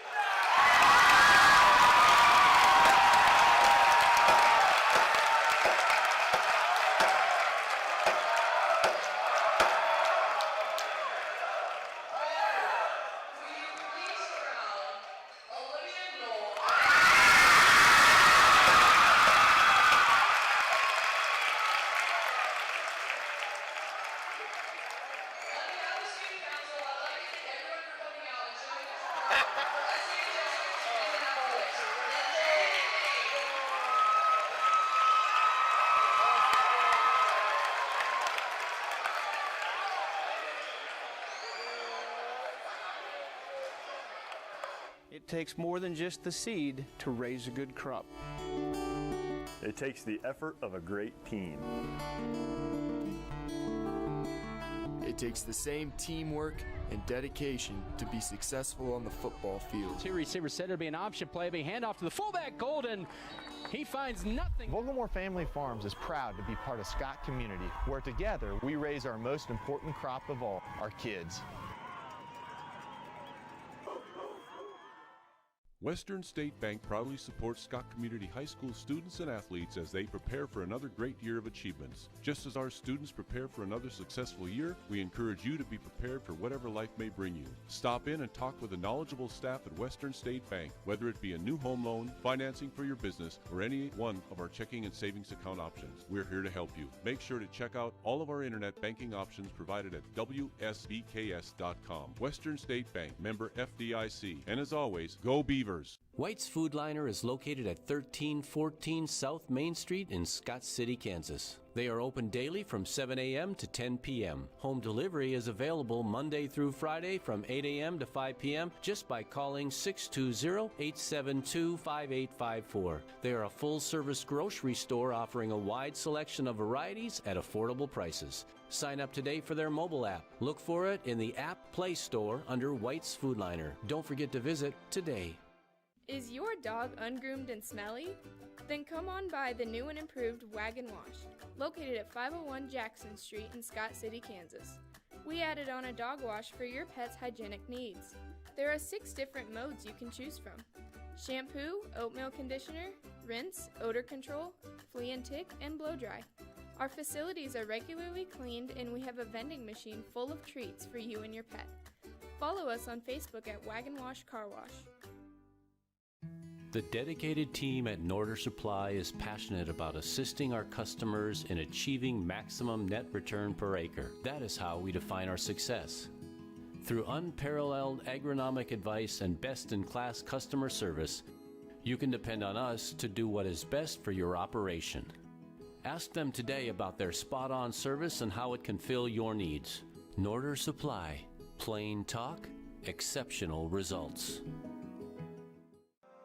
Deeply rooted in the heart of western Kansas, Vogelmoor Family Farms is an efficient, team-driven, goal-oriented farming operation dedicated to hard work, moral integrity, community involvement, and environmental sustainability. Our diverse and knowledgeable team utilizes cutting-edge technology to incorporate practices that increase the productivity and profitability of the land. The land we farm is our livelihood and our future. For more than 65 years, Tetro has been the region's leader in intelligent, efficient, and budget-friendly plumbing and HVAC. Through pre-construction intelligent construction services, commercial and industrial service, residential plumbing and HVAC service, the company's values of RED, of respect, excellence, and determination can be seen through everything we do. Tetro commits to provide reliable services through team enrichment, training, and technology to be the contractor of choice. Visit our website at ssbscott.com or call 620-872-7224 to find out how Security State Bank can support you throughout the changes in your life. Member FDIC, Equal Housing Lender.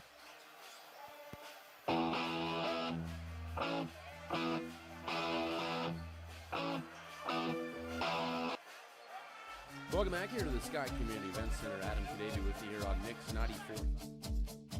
Goodbye, Farm Bureau Financial Services with Beaver Broadcasting in Scott City.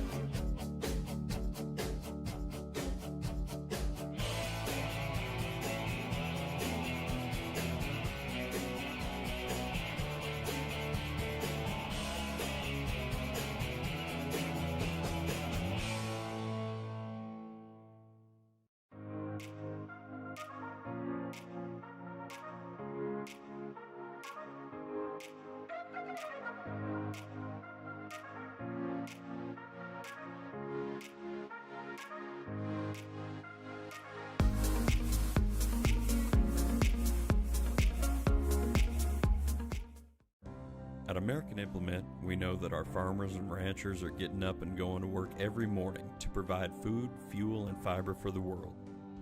And even though time and technology keeps us constantly changing, one thing will always remain the same. We promise that we'll continue working right beside you. We appreciate all that you do for our country and our communities. From all of us at American Implement, thank you, and may God bless the American farmer and rancher.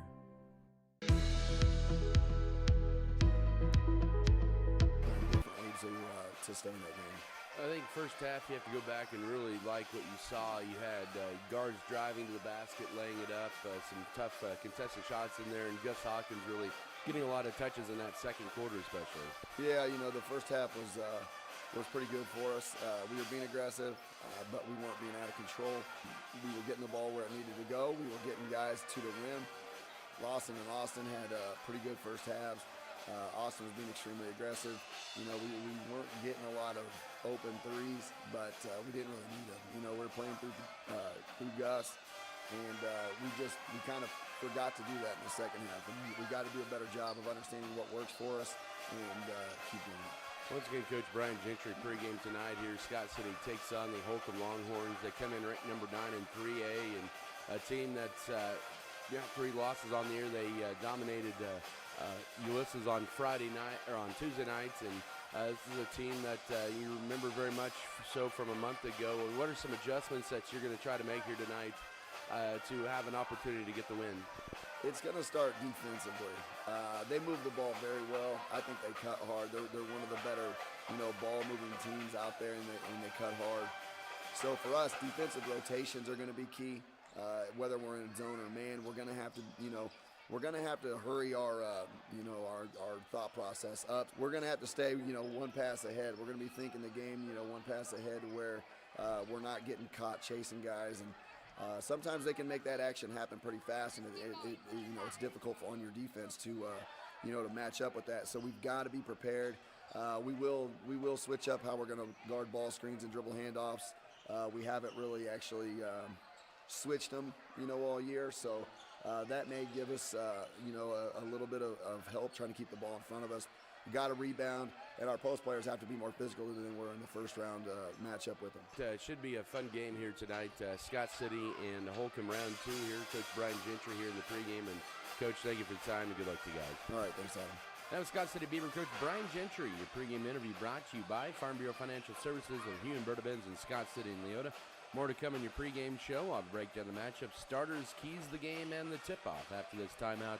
This is Scott City Beaver basketball.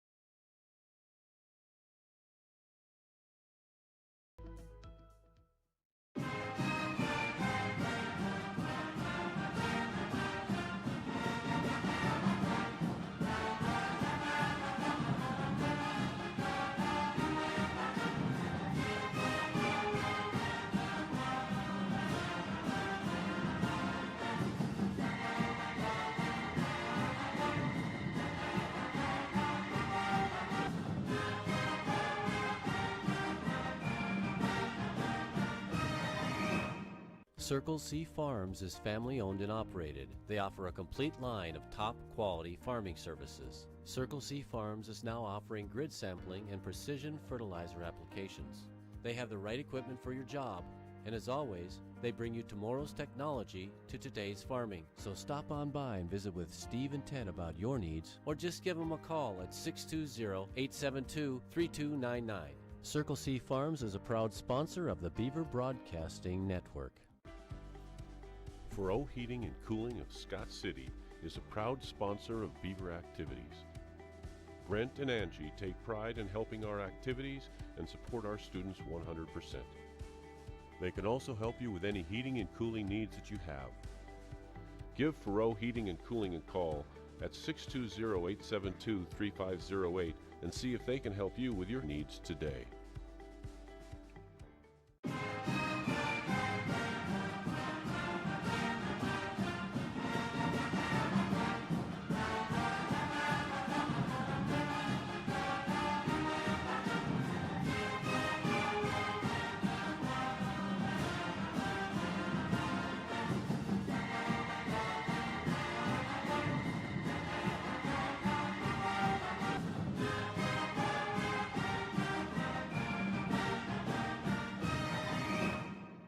Feed Yard is dedicated to investing in our facilities and staff to provide the best experience possible for the cattle feeder and, in the end, the consumers of our product. We are always in the market to purchase corn and other commodities from local producers. Call our office at 620-872-2111 for current pricing. Our dedicated employees and their families are very important to us, and we are proud of their children that are current Beavers and individuals that will grow into those roles in the future. Fairleigh Feed Yard is privileged to support Scott City youth and are honored to cheer on the Beavers.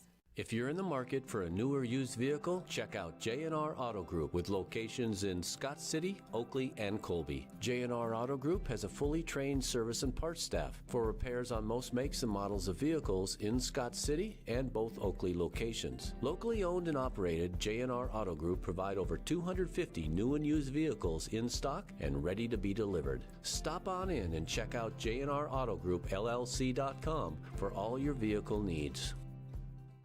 They're 3-0 in the league. Scott City 1 half game back in the league standings at 2-0 and at 8-8. But this will be a tough challenge here tonight for Scott City as they will try to pull off the big victory and upset here against the Holcomb Longhorns. Holcomb's losses this year. Garden City really did not play well in that game. And then to two ranked teams, Hillsboro, considered one of the top overall teams probably in the state. That team is the real deal. They're ranked number 1 in Class 2A. They knocked off Heston in their own tournament as well, who's the defending 3A state champion, gave them their only loss. And Holcomb played him tough there, but just kind of ran out of steam at 64-40 back in the Hillsboro Trojan Classic. And yeah, Hillsboro, that's a team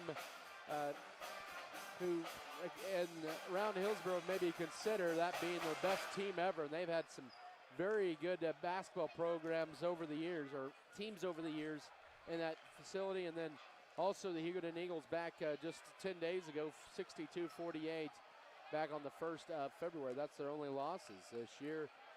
But this year they don't have a lot of size. Caden Johnson and Cooper Autry are their tallest at 6'4".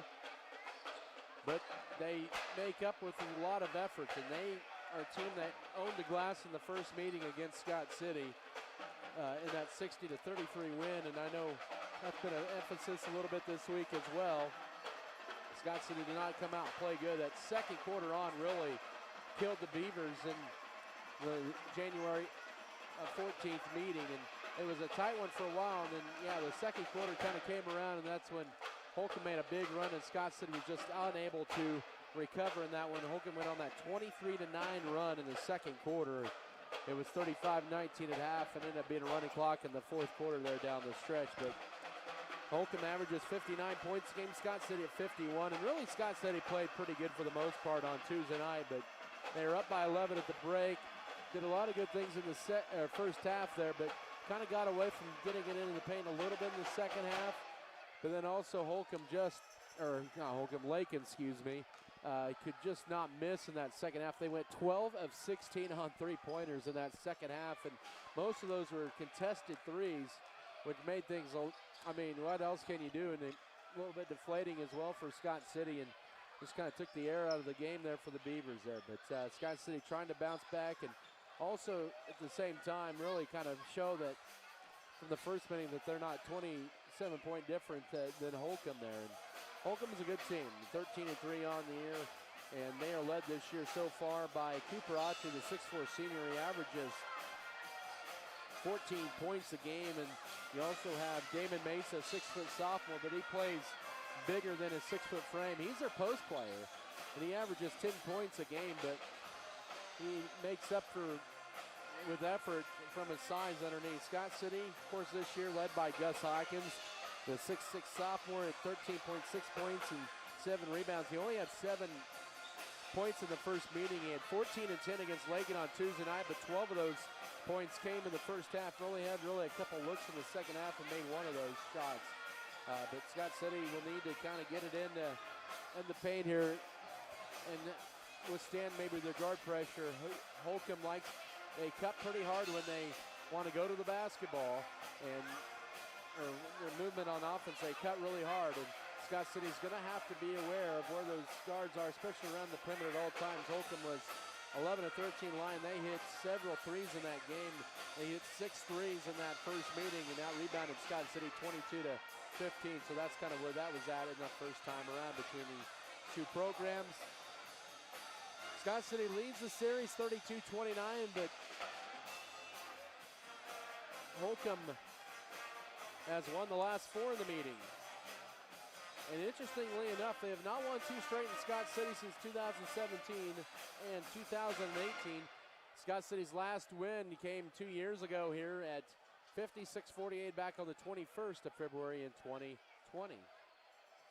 And so that's a little bit of the notes there, but let's see what can happen here between Scott City and Holcomb. And Holcomb still fighting for opportunity at a top seed in their sub-state. They're right now sitting at 2-3 spots with Hugoton right now, and then Lakin right now with their 2 losses at number 1 right now. And by far, Holcomb and Hugoton both really have a tougher schedule than Lakin does, although I should say that in just a little bit, because Lakin and Hugoton also battle coming up at the end of their regular season. That is Lakin, the final seeding before sub-state. That'll be in about 10, 11 days from now. But Scott City has Holcomb tonight, and they go to Hugoton on Monday, go to Colby Tuesday, and host Goodland. So no gimme at all here down the final stretch of these last 2 games of the season, the next 11 days for Scott City and even Holcomb as well. We will take another 3-minute break. We'll kind of talk about the sub-state standings entering tonight for Scott City and more of your pregame show. Back in 3 minutes. This is Scott City Beaver basketball.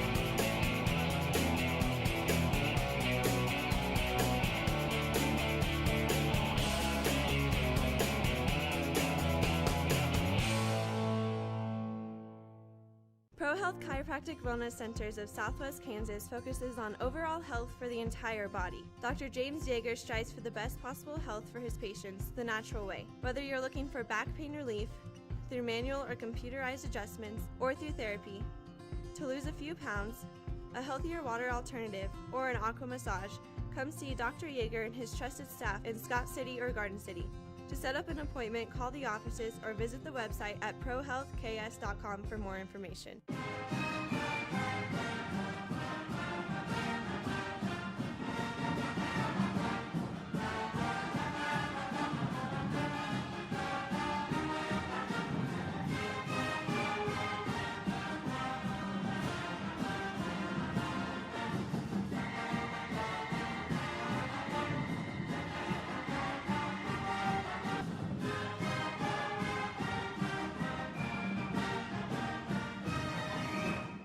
Scott City Eye Center has been a leading provider of optometry services and vision care products in the Scott City community since 1999. Our experienced eye doctors offer comprehensive vision examinations at our Scott City optometry office and specialize in the diagnosis and treatment of a wide array of eye diseases, conditions, and problems. We use advanced diagnostic technology and are committed to improving the quality of life of persons in the Scott City community through enhanced vision. Give yourself the gift of clear vision. Schedule an appointment with Joshua J. Gooden, OD, today.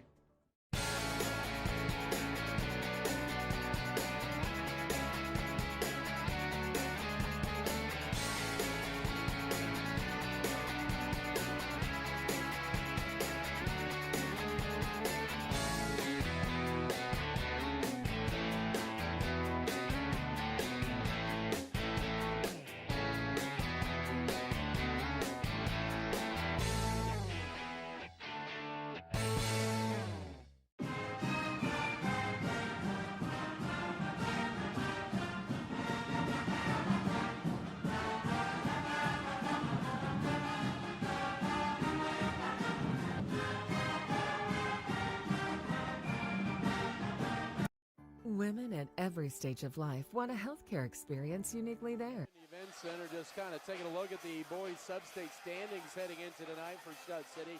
Right now, TMP has the 2-game lead on Norton here with 12-3. The Monarchs, the Blue Jays 10-5. Both Russell and Phillipsburg 9-7. Pleasanton and Scott City are 8-8. Colby at 7-9, and Goodland at 5-12. So right now, the way things are looking, you almost have to feel that TMP is going to probably be the front runner as a top seed in the sub-state. Then after that, it's kind of a crapshoot.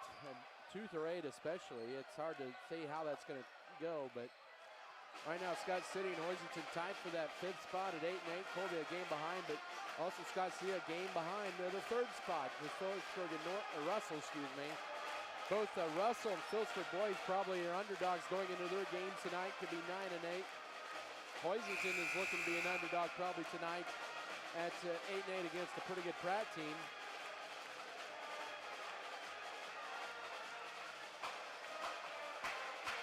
And Goodland a very big favorite against Stanton County. Colby, well, they're going to be up against the number 3 ranked team in 5A in the Hayes High Indians. So that's how things work there. Of course, Holcomb and Hugoton are both 3-0 in the league. Scott City at 2-0. So this is a big game for league purposes. Both have Hugoton on the slate left. Scott City has Hugoton, Colby, and Goodland. Holcomb, after tonight, has Cimarron and Hugoton. They get Cimarron on the road Tuesday and then Hugoton next Friday at home. So that's their schedule left in the season. As we are here moments away from tip-off on the boys' side, let's get to your starters here tonight.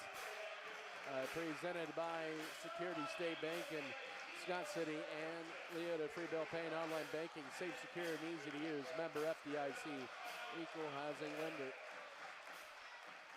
Tonight here, starting here for Holcomb, coached by Chad Novak in his 11th season. It will be Braxton Sizemore, a 5'11 senior, averaging 6.1 points and 3.1 rebounds a game. I'm chuckling a little bit because a couple of young fans, they needed to borrow a chair. I'm like, go for it. It's not being used. They asked politely.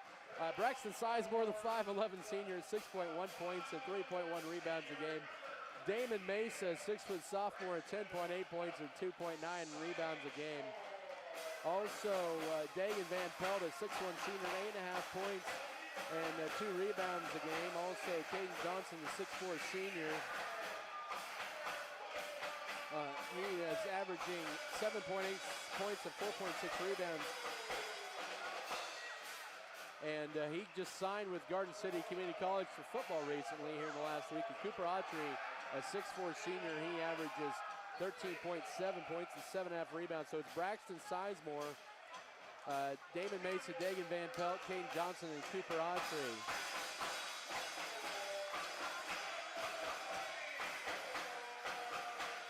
And for Scott City, coached by Brian Gentry in his 6th season, assisted by Joey Meyer and Drew Kite. It'll be Austin Tone once again starting. The 6-foot senior averaging 7.1 points and 1.9 rebounds a game. Also, Gus Hawkins, a 6'6 sophomore, 13.6 points and 6.9 rebounds a game. Lawson Bailey, a 6'3 junior, and 8.8 points and 3.8 rebounds a game. Efren Tarango, the 6'2 senior, 3.1 points and 1.7 rebounds a game. And Carter Gooden, the 6'4 senior, 4.8 points and 5.6 rebounds. And yes, he did take his homecoming king crown off before playing. So Austin Tone, Gus Hawkins, Lawson Bailey, Efren Tarango, and Carter Gooden, the starting five tonight here for the Scott City Beavers. Your starters tonight, once again presented by Security State Bank. Still introducing the starters here. Scott City kind of with a different lineup. Well, they do have a different lineup from the last time the teams played. Of course, they used that three big lineup. That was the only time they had used it this year, and it really kind of hurt Scott City a little bit. But Scott City's used this lineup for the last 8 games, including tonight, since the Kingman game, and it's really worked out pretty good in Scott City's favor. They are 4-3 since then, with losses to Kingman, Hayes, and Lakin. Let's see what the Beavers can do here tonight against a pretty good Holcomb team who is 13-3. Those are your starters. Let's see what's the keys to the game here, presented by State Farm agent Michael Trout, where you go with the proven winner when it comes to insurance. They score big with the policyholders. Keys tonight here for Scott City. I think the first key is they've got to pound it in. They have been so dominant this year, and they have pounded it into the paint, possession after possession. That creates kickouts to open shots as well. Another key for Scott City tonight is handling the pressure. Holcomb likes to trap out high, see if they can handle the pressure. And Longhorns are the smaller team, but they're probably the quicker team. Those are your keys to the game. Scott City tonight wearing the home white uniforms with the lighter blue numbers and letters and darker blue trim. Holcomb in the road orange uniforms, white numbers and letters of black trim. Caden Johnson, Gus Hawkins, the tip center. Yep, is contested, and Scott City winning the tap and run away. And deflected there, and now with it is Efren Tarango running the point as Holcomb opens up man-to-man. Actually, a little bit of a different defense there up top. It is man-to-man. Up top to Hawkins, couple of dribbles. Now needs help, trying to get it to Carter Gooden, who reels it in. About 15 feet away, looking to drive in, back his way in, can't. Now out to Lawson Bailey. Bailey up top to Austin Tone, right side to Tarango, gets it into Gus Hawkins, deflected by Johnson. And it'll still stay with Scott City here with 7:29 to go first quarter. So that was a good effort on the entry feed in. Scott City still with the first possession of the game, no score. Tarango to inbound and lob it out high to Carter Gooden, who tracks it down. Now to Gus Hawkins up top. He'll put on the floor once and flip it back behind him to Efren Tarango. Goes left to Austin Tone. 40 seconds in, no score. Tarango up top to Gus Hawkins. He'll try a straightaway two with the toe on the line. No, and the rebound to Damon Mesa, who's on the run. He'll slow it down a little bit for Holcomb. Almost lost his control there. First minute, Holcomb's first possession, no score. Out high to Sizemore, looking to feed in and out foul line Mason. He'll drive in strong. Pump fake, splits the defenders. Johnson blocked from behind by Gus Hawkins, and Carter Gooden, who grabbed the ball, knocks it off of Johnson's leg and out of bounds to Scott City. Good play that time by Hawkins. It looked like Johnson was going to get the easy deuce, but it was blocked, and Holcomb applied some full court pressure here. 6:50 to go first quarter. We're scoreless. Both teams empty-handed on the first trip, and then a turnover and a steal, and the layup is good for Cooper Autry, 2-0 Holcomb. Scott City has to push it in the backcourt, avoid traps here. You're going to find an open player. They do get Lawson Bailey. Need to get it across here to avoid the 10 count. They just get it to Efren Tarango. Scott City down 2, entry feed into Hawkins. We're going to get a push that time on Caden Johnson as Hawkins is reeling in the ball. That's his first. That's the ball game's first foul, 90 seconds into the game. 2-0 Holcomb leads. As Lawson Bailey to trigger it in underneath the Beaver basket. Throw it in to Carter Gooden, catches it. Now up top to Gus Hawkins. Gooden had 10 points the first meeting between the two schools, and they try to hand it off, and Lawson Bailey picks back up. Pump fakes, goes up, a tough shot, and it bounces off of the rebound to Damon Mesa. Mesa already with 2 boards here. Scott City 0 of 2 to begin this ball game, down 2. 6:13 to go first quarter. Sizemore holds it, now off the cutter. Ben Pelt right side, lane line, lays it up, and 1. 4-0 Holcomb with 6:07 to go first quarter. The foul on Carter Gooden is first, Scott City's first foul. Tough call is that time Gooden, or their direction, they're going to get Efren Tarango, not Gooden, excuse me. So may not see the contact from my viewpoint, but the three-point play is good for Van Pelt. Is 60% on there, and Holcomb has raced out to a 5-0 lead. Really picking up from where they left off against Ulysses on Tuesday night when they won 73-29. 2 minutes in, Scott City 0-2 from the floor. Holcomb 2 of 3 with the free throw, up 5-0. They get it into Hawkins. He'll lose it. We're going to get a whistle and a tie-up. It'll be turnover number 2 on Scott City.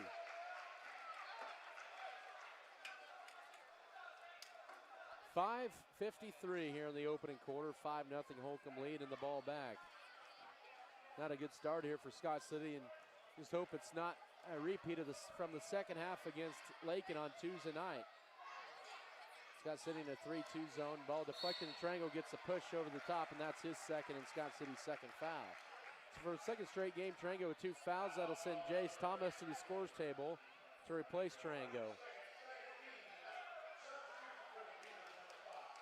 As Thomas will guard the inbounds, he'll have the assignment on Dagan Van Pelt, who had 5 in the first meeting.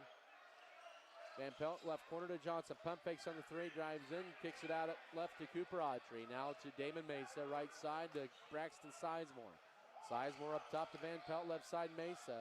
Not really a three-point threat. He's only hit 2 this year. He's 2 of 4 on threes.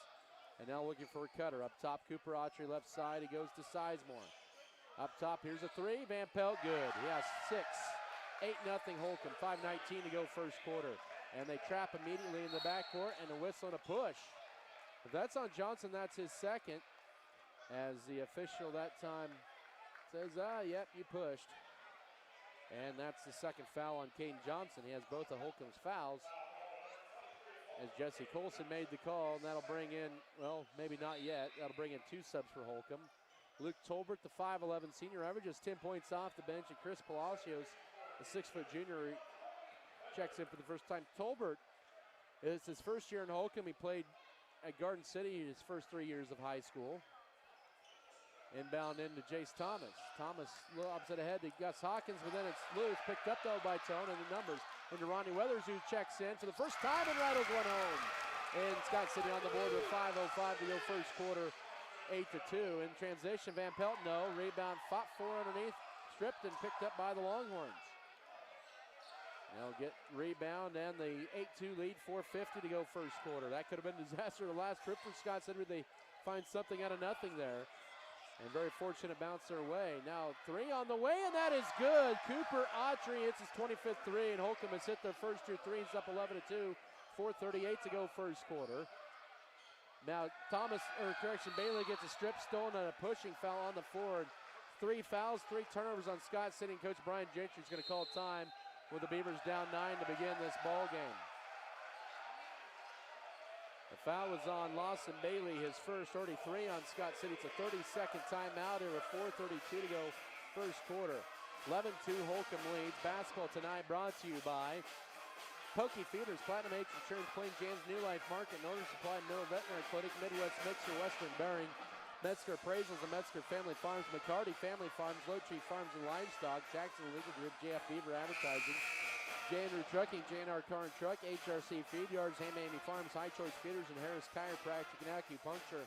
Holcomb with 3 forced turnovers here in the early going, and they are pretty hot from the floor, 4 of 6, including 2 of 2 from downtown. Scott City just 1 of 3 with 3 turnovers. It's 11-2 with 4:32 to go first quarter, so it almost feels like it's kind of a parlay from Tuesday night's second half and ball games for both these squads early on.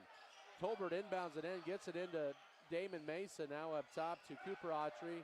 He'll be guarded by Gus Hawkins. Autry with 5 and Van Pelt with 6 early on for the Longhorns. 4:20 to go. Tolbert up top. It's going to be Mesa driving in. Now 3 for Tolbert. Too strong. Rebound. Thomas couldn't get it, but Lawson Bailey tracks it down in the right corner.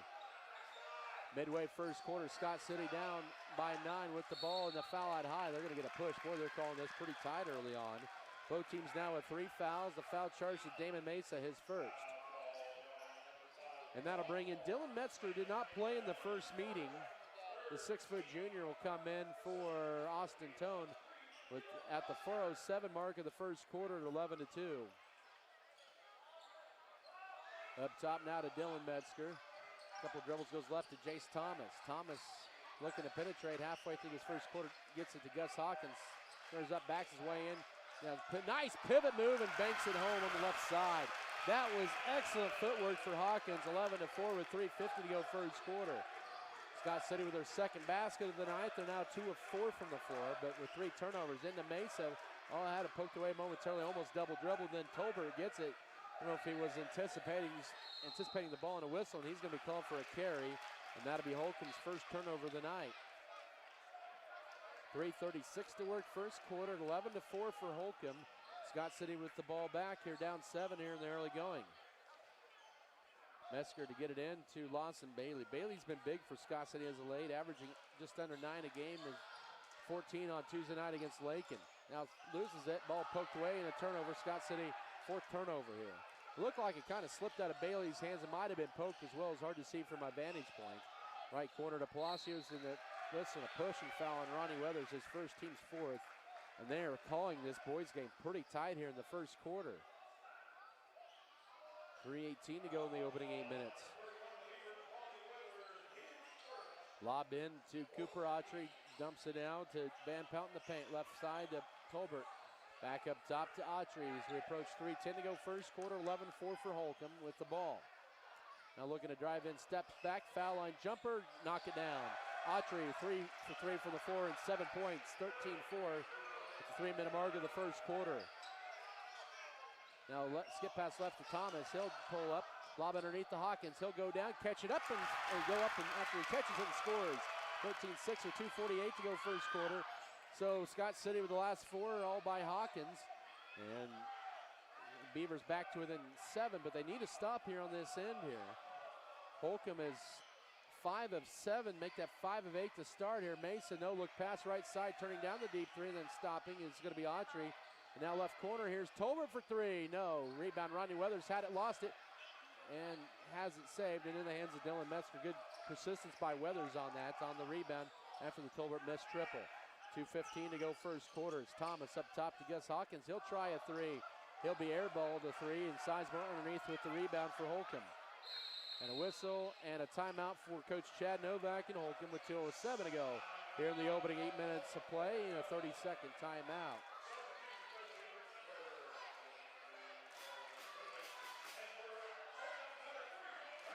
Braxton Sizemore back in for Holcomb. I didn't hear who came back in for Scott City. We'll see that the next dead ball. But right now, Scott City with 4 turnovers here in the first quarter. Holcomb with 4 steals.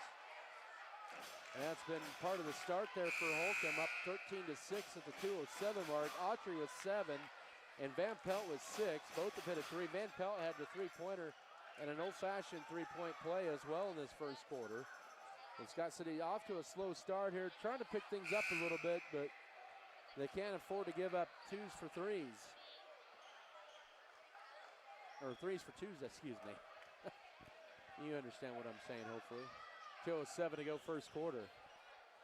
Holcomb's ball out of the timeout with Cooper Autry, Braxton Sizemore, Luke Tolbert. Also out there is Chris Palacios and Damon Mesa. Scott City brings back in Carter Gooden for Gus Hawkins. And now also Dylan Metzger, Chase Thomas, Lawson Bailey, and Ronnie Weathers. Underneath, it's behind the defense. Going up, shot up. Might have been partially blocked for Mesa. Goes back up again, and that one too strong. Rebound fought for Mesa. Got it between the 2 trees. And Holcomb with another opportunity at it. He has 4 boards, does Mesa, already in this first quarter. Right side to Autry. Throws it left side to Tolbert. He'll penetrate. Jump stop. Stuffed that time, but right there is going to be Autry. But another offensive board and a foul as Mesa will have 2 free throws. Scott City not rebounding. That's 8 boards to 3 for Scott City with 1:28. 5 opportunities for Holcomb now, and they have a chance at the line with 2 free throws. A 15th foul on Scott City.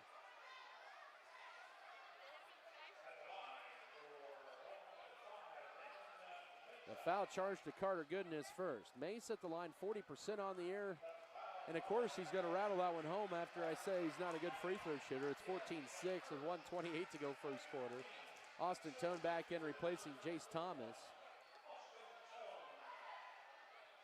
Second free throw too strong, but Holcomb with another offensive board. Autry with it that time, and now he has it open in the corner for 3. Good.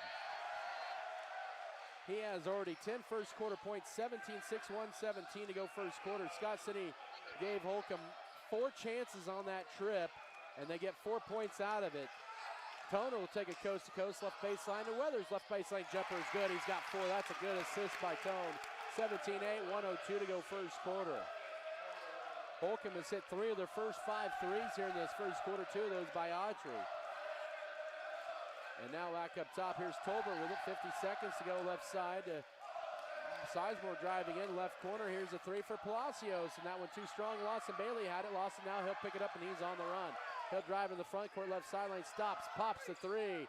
Short, rebound, saved to the play by Metzger, deflected but picked up by Cooper Autry.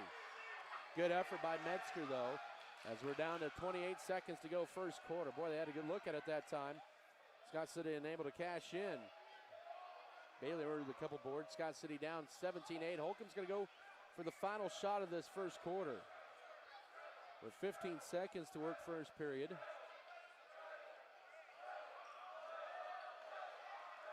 And now driving it, or here with it up top, is 5 seconds. That is going to be Sizemore. Flips it out high. Tolbert for a deep 3. No. Rebound follow-up. Yes, at the buzzer by Palacios. Holcomb with 19 points and 7 offensive rebounds in that first quarter to take a 19-3 lead after 19-8 lead, excuse me. Back in a minute for the second. This is Beaver basketball. Women at every stage of life want a healthcare experience uniquely theirs, where excellence meets elegance and healthcare is personalized just for you. Scott County Hospital and Scott City Clinics, skilled physicians and nurses will help your family prepare for the birth of your baby. The private, comfortable, secure rooms for labor, delivery, and postpartum care include jacuzzi tubs for pain management during labor. Call Scott City Clinic to set an appointment today. We put our heart in healthcare. Scott County Hospital is a highly trained team of motivated and compassionate professionals serving the needs of their community. Dr. Matthew Burns is a general surgeon whose specialty is caring for all patients with elective and emergency surgeries. Why travel for hours when you can be seen right here in Western Kansas? Dr. Burns is specially trained in colonoscopy, gallbladder, and laparoscopic surgeries, hernia repair, wound care, and much more. Scott County Hospital. We put our heart in healthcare. Safety message brought to you by Wheatland Electric, delivering energy for life, your Touchstone Energy Cooperative.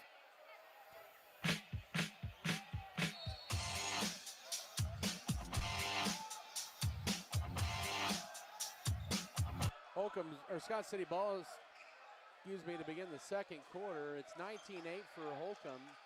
They were 7 of 16 from the floor in that first quarter, but that's 7 offensive rebounds. They out-rebounded Scott City 11-4. Carter Gooden gets a shot right baseline his first 2. And it's 19-10 with 7:40 to go first half. The Beavers shot at 50%, but they had 4 turnovers. They were 4 of 6 on 2, so they've been getting the high percentage shots, but Holcomb hit those 3 threes in the first quarter. Beavers did not attempt a free throw. Holcomb was 2 of 3. Now at high, here's a 3 for Autry. He's got another one. His third 3. Holcomb 4 of 7 from downtown, and it's 22-10 with 7:20 to go first half. They're 4 threes right now, the difference in this ball game. Metzger with it with the bounce pass right side to Tone. Ball deflected. Tone ricks it back up, and then the whistle. We're going to have a push on Holcomb. It would be their 4th foul of the half with 7:07 to go second quarter. The foul charge to Braxton Sizemore's first. Both teams experienced some foul trouble in that first quarter. Efren Tarango picked up 2 fouls. Caden Johnson picked up 2 fouls as well for Holcomb. Weathers checks out. Gus Hawkins back in. Tolbert back out for Holcomb. And they bring back in Damon Mesa. Gooden inbounds it up top to Dylan Metzger. First minute of the second quarter. Ronnie Weathers, Gus Hawkins led Scott City with 4 in that first quarter. Cooper Autry now has 13 points to lead Holcomb. Metzger drives right side on Mesa. Up and under move. Hangs, bank shot too strong. Rebound. Hawkins couldn't get it. Tipped around in the hands of Cooper Autry. His 4th board of the half. That was a good move by Metzger. Just couldn't quite finish it with a little English. 6:45 to go first half. And now in the Mesa. Now cutting in here is going to be Van Pelt. Up and under move. Nice move. Flips it up. No. Rebound Van Pelt. No. Third time, yes. And Coach Brian Gentry wants a full timeout as Holcomb now with 9 offensive boards. They have a 24-10 lead with 6:34 to go first half. Back in a minute. This is Beaver basketball.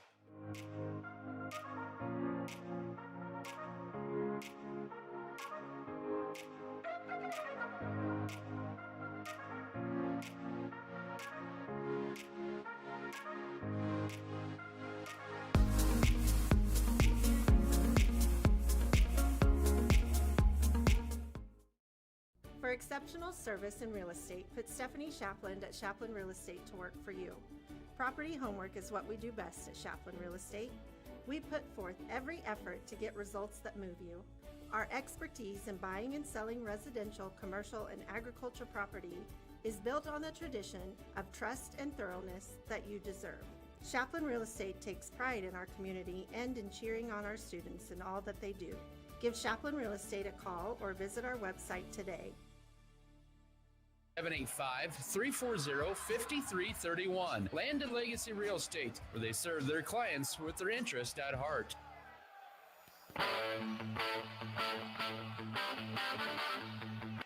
Holcomb is out to a 24-10 lead, and they have just outfought Scott City to the rebounds. They have out-rebounded Scott City 14-4 here in this first about 9.5 minutes of this ball game.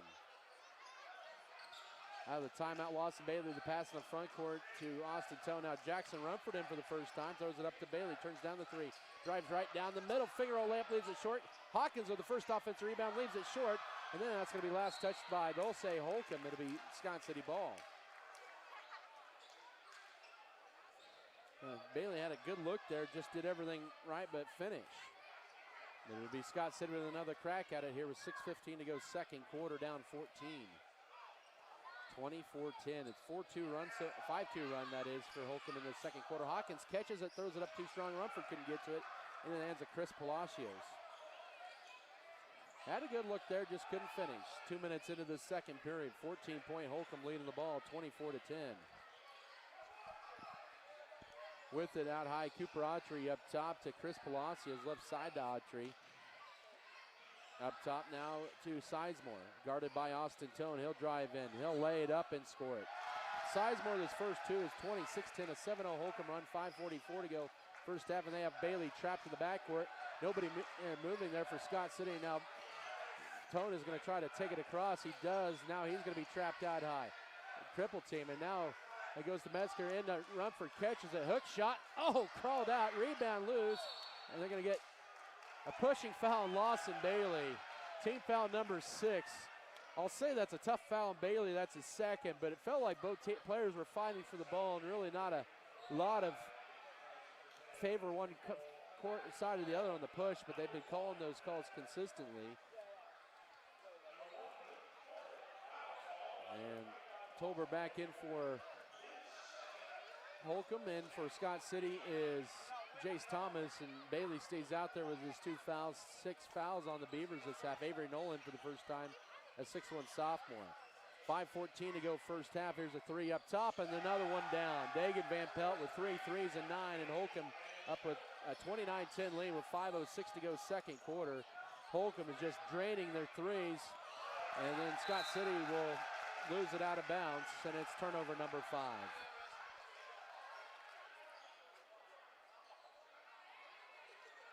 And you got to think it's Groundhog Day again for the Beavers, seeing Holcomb hit all their threes here in the first half. 5 of 8 from three-point range in this first half. Bailey, good effort though, gets a hand on it in the leg and it goes out of bounds.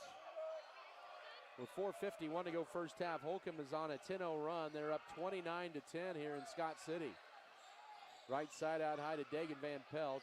Now bounce pass goes to Cooper Autry. Autry with it, guarded by Noel, will drive in. Left side ball fake Sizemore.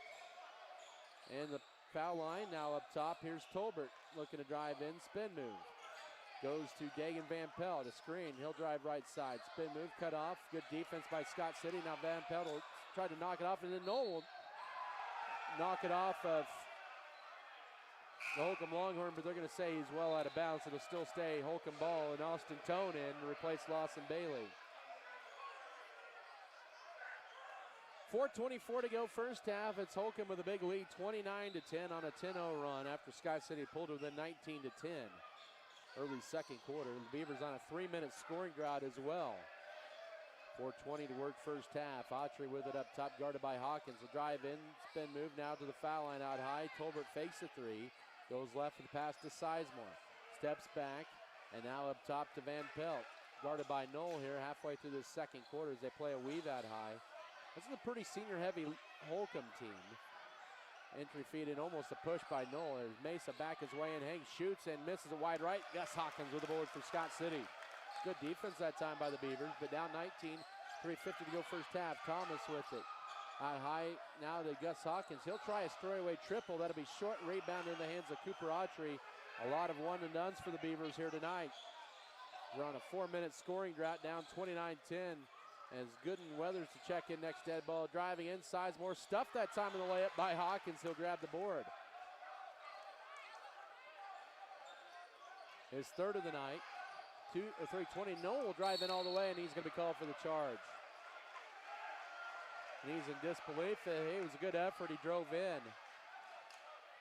Knoll's first, team 7th, 6th turnover as well. Holcomb only has 1 turnover.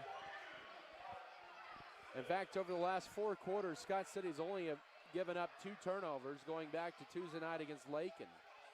Lakin only had 5 turnovers the entire night. 29-10 Holcomb. They're on a 2-minute drought, but Scott City hasn't scored here in over 4.5 minutes. Heat check time for Autry, and he hits the deep three. Already has 16 points, 32-10, 3:05 to go first half.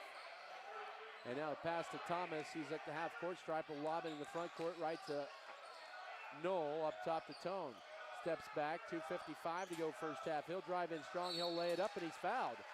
And Dagan Van Pelt commits his first foul, team's 5th, and 2 free throws for Austin Tone, looking to get in the scoring column here tonight. 32-10 Holcomb with 2:54 to go first half. Holcomb has hit all 3 of their threes in the second quarter. They are now 6 of 9 from three-point range in the first half. Tone's free throw is good. He's 74% there. Scott City's first trip to the line. And with 2:54 to go first half, they'll break the 13-0 Holcomb run. It's 32-11. Second free throw for Tone is good as well, 32-12. 2:50 to go here in the second quarter of play. And a whistle and a push on Scott City to be 1-1, their 8th foul out high. The foul will be charged to Austin Tone. That'll be his first. And 1-1 coming up here for Luke Tolbert, who's 76% on the year. And Alex Rodriguez will check in for Tone.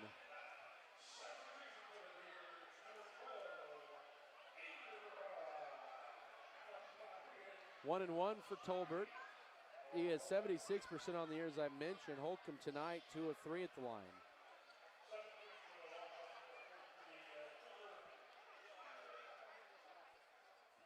All right, Tolbert, the 5'11 senior, looking for his first point of the night, and he will get it. The soft bounce off the front of the rim, and the forward trajectory of the ball in, 33-12 with 2:48 to go first half. Forward spin of the ball, I guess you could say. Second charity shot as well by the southpaw. Crawls off. Ronnie Weathers grabs his second board of the night. Holcomb goes 1 of 2 at the line. Thomas to bring it across. 2:40 to go second quarter. It's Rodriguez with it. Now up top to Knoll. Back to Rodriguez. Thought about taking the three, but doesn't. Now Thomas looking to drive right side. He'll take it all the way. Lanes up. Leaves it short. Damon Mason with the board. But Scott City being a little bit more aggressive, trying to take it to Holcomb, but couldn't finish that time. 2:20 to go second quarter. And now with it is Tolbert on an overplay. Pivots up top now to Damon Mesa. Back over goes left side to Tolbert. 33-12 Holcomb with the lead in the ball. To approach 2 minutes to go first half. Wild dribble, and Scott City forces Holcomb in their second turnover. Rodriguez will take it all the way. Probably got away with the carry. Misses a layup. Weathers goes up and he's fouled. He'll get 2 free throws. Good job by Weathers. Trailing, he'll be at the line for 2. With 2:01 to go first half. Team foul number 6 on Holcomb, and the first on Chris Palacios, the 6-foot junior.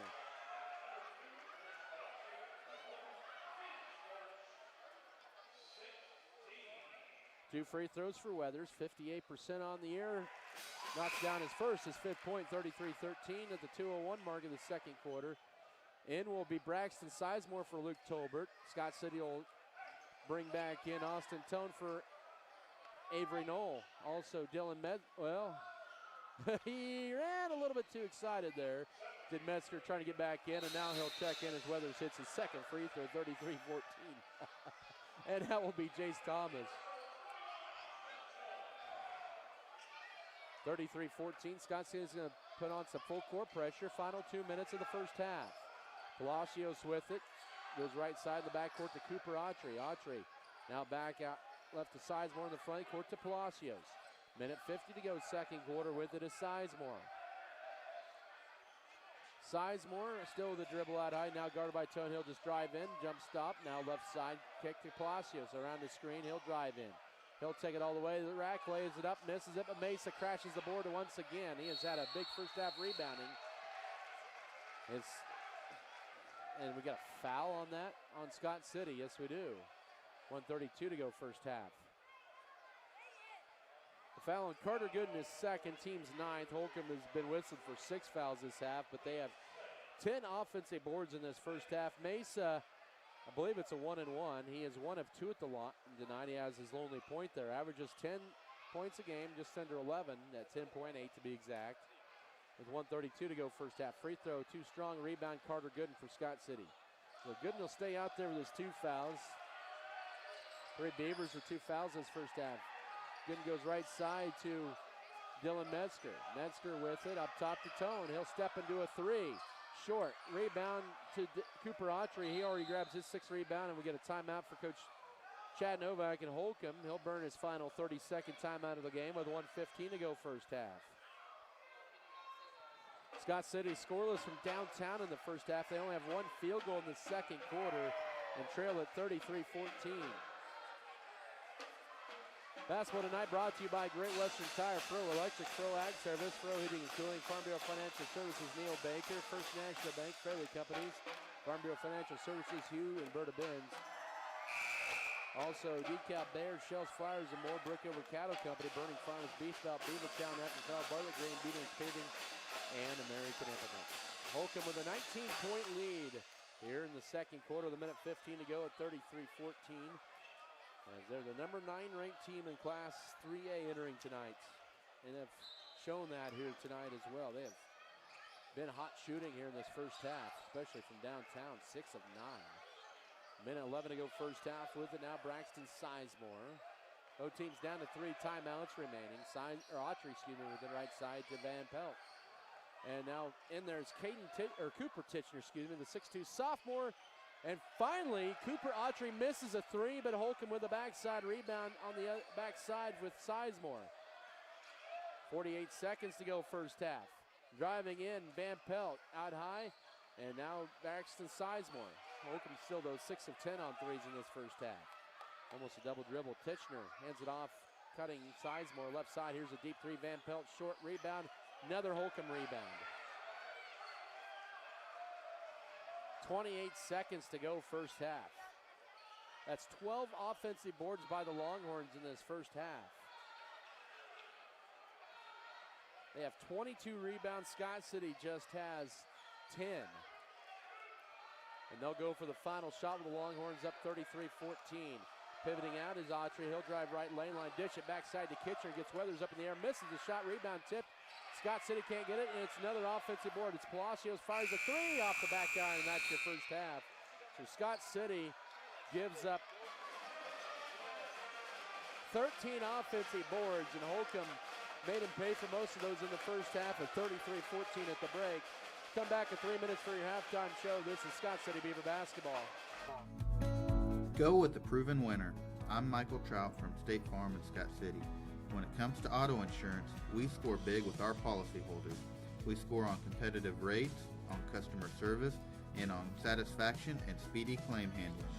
Let us quote your autos today and make you a part of the Trout State Farm team. Call or stop by Michael Trout State Farm and you can be assured of our personal best. Go with the winner, Michael Trout State Farm, Scott City.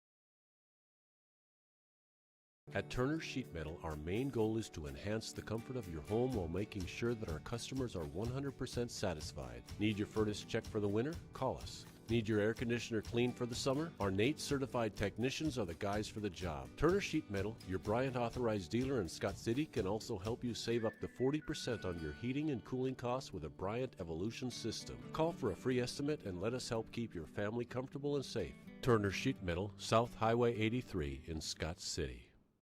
It takes more than just the seed to raise a good crop. It takes the effort of a great team. It takes the same teamwork and dedication to be successful on the football field. Two receivers set to be an option play, being handoff to the fullback, Golden. He finds nothing. Vogelmore Family Farms is proud to be part of Scott community, where together we raise our most important crop of all, our kids. Western State Bank proudly supports Scott Community High School students and athletes as they prepare for another great year of achievements. Just as our students prepare for another successful year, we encourage you to be prepared for whatever life may bring you. Stop in and talk with the knowledgeable staff at Western State Bank, whether it be a new home loan, financing for your business, or any one of our checking and savings account options. We're here to help you. Make sure to check out all of our internet banking options provided at WSBKS.com. Western State Bank, member FDIC. And as always, go Beavers! White's Food Liner is located at 1314 South Main Street in Scott City, Kansas. They are open daily from 7 a.m. to 10 p.m. Home delivery is available Monday through Friday from 8 a.m. to 5 p.m. just by calling 620-872-5854. They are a full-service grocery store offering a wide selection of varieties at affordable prices. Sign up today for their mobile app. Look for it in the app Play Store under White's Food Liner. Don't forget to visit today. Is your dog ungroomed and smelly? Then come on by the new and improved Wag and Wash, located at 501 Jack. Holcomb with a 33-14 lead over the Scott City Beavers here at the break here as Holcomb outscored Scott City 14-6 in that second quarter after the Longhorns got a 19-8 lead after one. Holcomb went on a 13-0 run. And Scott City closed the first half on 4 of the final 5 points, but all those coming from in that first half as they have the 19-point lead, 33-14. I'm off a little bit on the Holcomb points there. Unfortunately, they were 12 of 30 from the field unofficially in that first half, but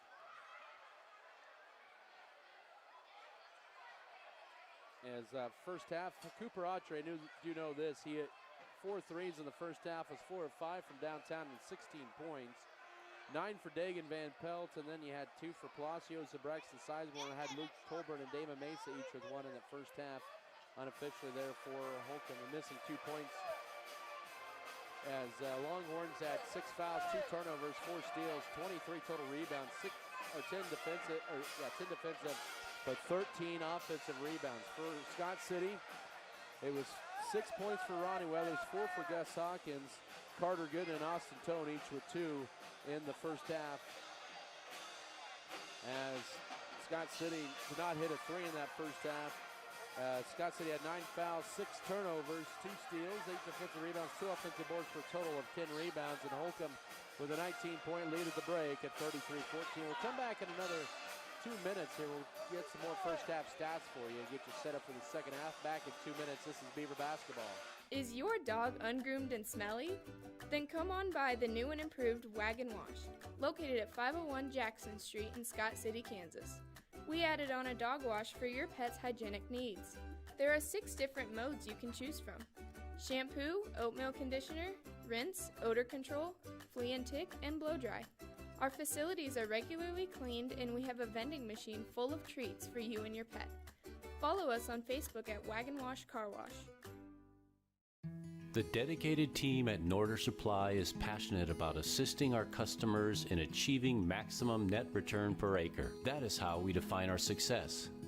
Through unparalleled agronomic advice and best-in-class customer service, you can depend on us to do what is best for your operation. Ask them today about their spot-on service and how it can fill your needs. Norder Supply. Plain talk exceptional results. Deeply rooted in the heart of western Kansas, Bugamore Family Farms is an efficient, team-driven, goal-oriented farming operation dedicated to hard work, moral integrity, community involvement, and environmental sustainability.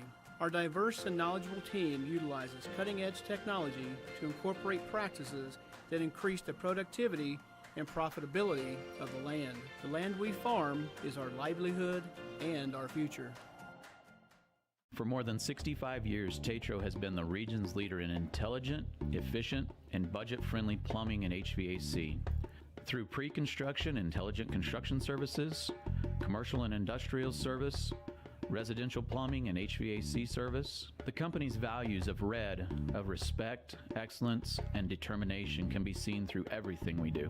Tetro commits to provide reliable services through team enrichment, training, and technology to be the contractor of choice.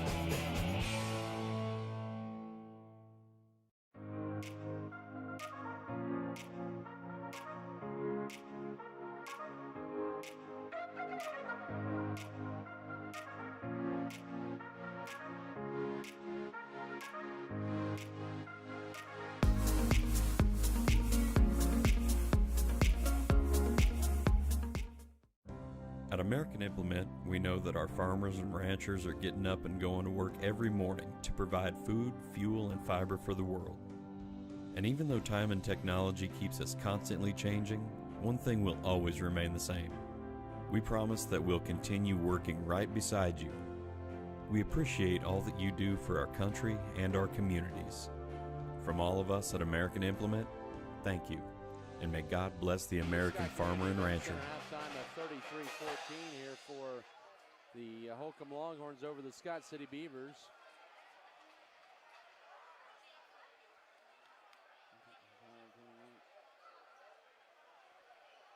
And taking a look at the first half stats here, unofficially Holcomb was 12 of 30 for that first half for 40%. They were 6 of 12 on threes and 6 of 18 on twos, 3 of 6 in the line.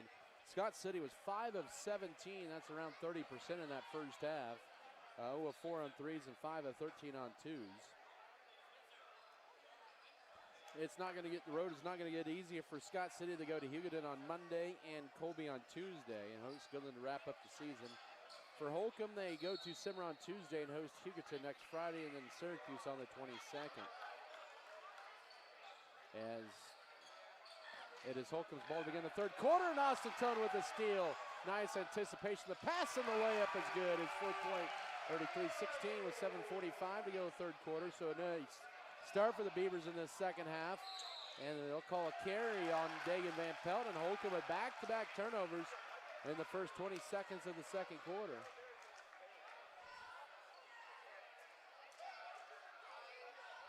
(33-16, 7:35 to go third quarter. Lawson Bailey pushing across. Pump fakes, hangs, shoots, and can't get the bounce to go. Rebound and hitting the deck that time is Durango, the backside board, and he is fouled. That's Scott City coming out with a sense of urgency in this second half. The foul on Cooper Autry is first. Hawkins to inbound it here with 7:30 to go third quarter. Does so. Carter Gooden out of Bailey into Hawkins, catches it, faces up on Sizemore, now backs away in, fumbles and picks it up, and he has a 6-point, 33-18. 7:20 to go third quarter, and Scott City with the last 6 points of this ball game. Almost a travel by Autry. Now with it is Caden Johnson, throws it over right side in the front court to Sizemore. We're a minute into the second half. Holcomb's lead is down to 15 after they've led by as many as 22. It's 33-18. Braxton Sizemore with it. Holcomb was 6 of 12 from downtown in the first half. One of those that's hit 9 points and a couple threes is Van Pelt. He'll drive left side. Up top now to Cooper Autry. Jump stop, stolen away by Gooden. That's 3 turnovers in the first minute, 13 for Holcomb in this half. Durango now to right side to Lawson Bailey looking to drive. He'll drive, flow to right side, too strong on the rebound to Caden Johnson. Those have not been going down for Bailey tonight, who's still scoreless, 0 of 4 from the floor. Up top, Johnson left side to Braxton Sizemore, 6:25 off a screen. Pump fake to three, now stepping back into three, left side, too strong for Van Pelt, but the rebound out high to Van Pelt. And another offensive board for Holcomb. 6:13 here in this third. Nice cut, Mesa left side double team. Stuff going up by Hawkins, and it'll be out of bounds, stay with the Longhorns with 6:08 to go third period. 33-18 your scores. Holcomb with the 15-point lead in the ball. Mesa up top. Ball fake now, screen left corner, and another three for Van Pelt. That one's short, but he follows up his own rebound once again. Will miss it short. Got his own rebound. They're going to get a holding foul out of all that. And Holcomb now with 16 offensive boards in the game. First foul of the half on Scott City. Big charge to Gus Hawkins. We're 2 minutes into this second half. 33-18 Knights inbounds from Mesa. Almost slipped there. Now stolen away by Tarango. 4 turnovers by Holcomb in the first 2 minutes of this third quarter. Clock is not running yet. 6 minutes exactly to go third quarter. Tarango driving left side. Almost lost it out of bounds. And now to Gus Hawkins. Hawkins will throw it up high right to Austin Tone. Tone with it. Directing traffic back up top. Tarango back to Tone. Off the screen, here's Hawkins straight away. Looks left with the pass to Tarango. Back up top, here's Bailey. He'll try a three. Can he get one to go down? Off the back iron, no. Rebound Holcomb. There's 4 orange shirts underneath there, and Mesa with it. 5.5 to go third quarter. Sizemore up top to Damon Mason. Coach Chad Novak has seen enough of this team. He's going to have to burn a full timeout. He doesn't have any 30s left. He's a full timeout. 5:29 in the third. It's 33-18 Holcomb. Back in 1 minute. This is Beaver basketball.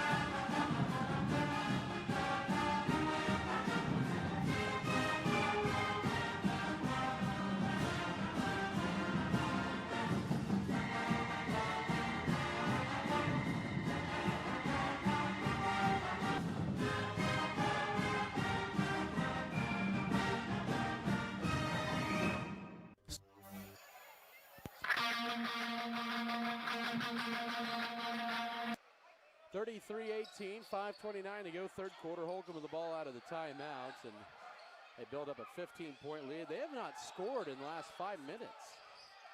And Scott City's only scored 6 points since then. Last bucket came at the 2:48 mark of the second quarter, actually on a free throw. In fact, their last field goal has not been in 6 minutes, and that was on nothing other than a three. But 5:08 to go third quarter. Up with it now, driving in, Sizemore. Back up top now to Palacios. Oh, he drugged the pivot foot. And Coach Chad Novak wanted to throw that marker down, and he did not. But Holcomb with 5 turnovers in the third quarter, 7 for the ball game. We're 3 minutes into the second half. 33-18, Holcomb with a 15-point lead. Scott City with the ball back. Tone with it, bounce pass to Gus Hawkins. Now hand it back to Tone. He'll drive in, splits the 2 defenders, and will lay it up and score it. Nice move for Tony. Has a half a dozen. 33-20. 4:43 to go third quarter. The Beavers have not hit a three tonight. In fact, they've only hit 4 threes the last 2 games. A layup high up the glass is down for Sizemore. His first 2, 35-20. That breaks an 8-0 Scott City run. 4.5 to go third quarter. Holcomb built up a 22-point lead. Scott City's gotten it down to 13, and it'll stay at 15 after Hawkins leaves the shot short. And here's Holcomb back the other way with Autry. In transition, now Palacios trying to go in, shot blocked that time. Rebound, here's Tarango driving it left sideline as we approach the midway point of the third quarter. Out high to Bailey. Pump fakes into Carter Gooden. Posts up. Backs away. And boy, he's held there. He'll flip a shot up and good. His fourth point, 35-22 at the midway point of this third quarter. Now with it. And Johnson will lose it out of bounds. Good defense out high by Scott City. And Holcomb with their 8th turnover. And Scott City will bring in a whole line change. It'll be 5 in and 5 out here with Dylan Metzger, also Alex Rodriguez, Jace Thomas, Jackson Rumford, and Ronnie Weathers. So this is something different from Scott City here in this third quarter. Holcomb brings in Luke Tolbert in. And I believe Dagan Van Pelt returns the lineup. It's Rumford with it, ball fake up top to Thomas, turns down the three, may have gotten away the walk, but he'll lay it up right side, leave it short. Rebound, here's Tolbert on the run for Holcomb. 35-22 your score, 3:38 to go third quarter. With it out high right is Cooper Autry. Spin move out high, guarded by Metzger, loses the handle of it, and Scott City with a steal, and that's the 9th turnover on Holcomb. 3:24 to go third quarter. Rodriguez loses the balance momentarily, but collects it back. Now to Metzger up top. Goes left side of the pass to Thomas. Entry feed into Weathers, but knocked out. Good defensive play by Cooper Autry.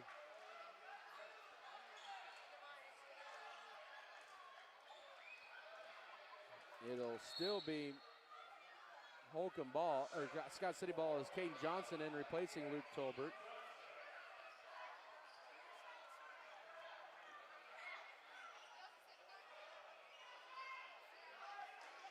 And now left side, here's Metzger, 3:10 to go third quarter. Here's Rumford, he'll try a three. Short, rebound tipped around, and good position is by Holcomb into the hands of Mesa. 3 minutes to go third quarter. Scott City still without a three here tonight. Down 13-35-22. Mesa with it now left side. Wide open is Johnson. He'll be short on the three. Rebound, or crawls off, I should say. Metzger grabs the board.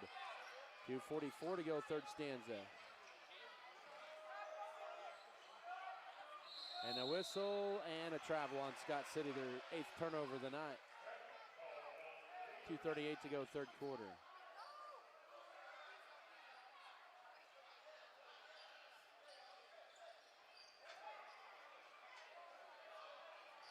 Scott City down 35-22, 2.5 to go third quarter. Pump fake back up top. Here's a three for Autry. Nope, he'll turn it down. Johnson will try the three. He'll bury that one. Holcomb 7-3 of the 9, and it's 38-22 with 2:20 to go third quarter. First 3 points for Caden Johnson tonight, who had 16 in the first meeting. Top to Thomas, goes left to Alex Rodriguez, up top to Weathers. Back to Rodriguez, can't feed it in, 2:05 to go third quarter. And he'll drive in, he'll just hang, shoot, no man's land, no. Try to get his own rebound into the hands of Holcomb, and they're gonna race it with Autry. Autry will take it coast to coast and bank it home for his 18th point. 40-22 with 1:53 to go third quarter. So Holcomb with a little 5-0 run and a 7-2 run to go back up by 18 with 1:40 to go first half. Up top, Rumford goes right side. Metzger will try a guarded three. He'll leave it short. Rebound tracked down by Rumford for Scott City at the foul line. And Scott City will reset, down 18. Final 90 seconds of this third quarter. Right now working on a season low of points at 22. Minute 25 here in this third. Up top, Weathers, he'll try a triple. He will bury the triple as it finally goes home. His third three of the year. It's 40-25 with 1:15 to go third quarter. Scott City trying to apply some pressure in the backcourt. Final minute of this half, or third quarter, excuse me. 40-25 for Holcomb in the Mesa. Pump fakes twice, bank shot too strong. Good defense by Weathers as Rodriguez clears the board for Scott City. Mesa just 1 point tonight, coming in averaging 11 a game. And now up top to Weathers. Lob into Rumford, catches it, double team, backs his way in on Caden Johnson. Flips up a hook shot, no, couldn't get his own rebound in the hands of Autry. Holcomb will race it across with 40 seconds left to right in the third quarter. 40-25, and now 42-25, a 20-point night for Cooper Autry. And another line change for Scott City here with 30 seconds to go third period. Up top to Jace Thomas. Now right side to Rodriguez. Rodriguez up top to Weathers for three. No, rebound in the hands of Palacios. His fourth rebound of the night with 12 seconds to go third quarter. And now back over right side to Chris Palacios. 8 seconds, 7, 6 seconds, 5. Out high, it's Cooper Autry with 3. He'll fire a 3, and that'll be partially blocked. And the rebound ripped away by Weathers, and that's the end of your third quarter. So Scott City ends up outscoring Holcomb 11-9 in the third quarter, but will trail by 17 going in the fourth at 42-25. Back in a minute, this is Beaver basketball. C Farms is family owned and operated. They offer a complete line of top quality farming services. Circle C Farms is now offering grid sampling and precision fertilizer applications. They have the right equipment for your job, and as always, they bring you tomorrow's technology to today's farming. So stop on by and visit with Steve and Ted about your needs, or just give them a call at 620-872-3299. Circle C Farms is a proud sponsor of the Beaver Broadcasting Network. Furrow Heating and Cooling of Scott City is a proud sponsor of Beaver activities. Brent and Angie take pride in helping our activities and support our students 100%. They can also help you with any heating and cooling needs that you have. Give Furrow Heating and Cooling a call at 620-872-3508 and see if they can help you with your needs today. It's from Scott Recreation Commission online at scottrec.org or on Facebook.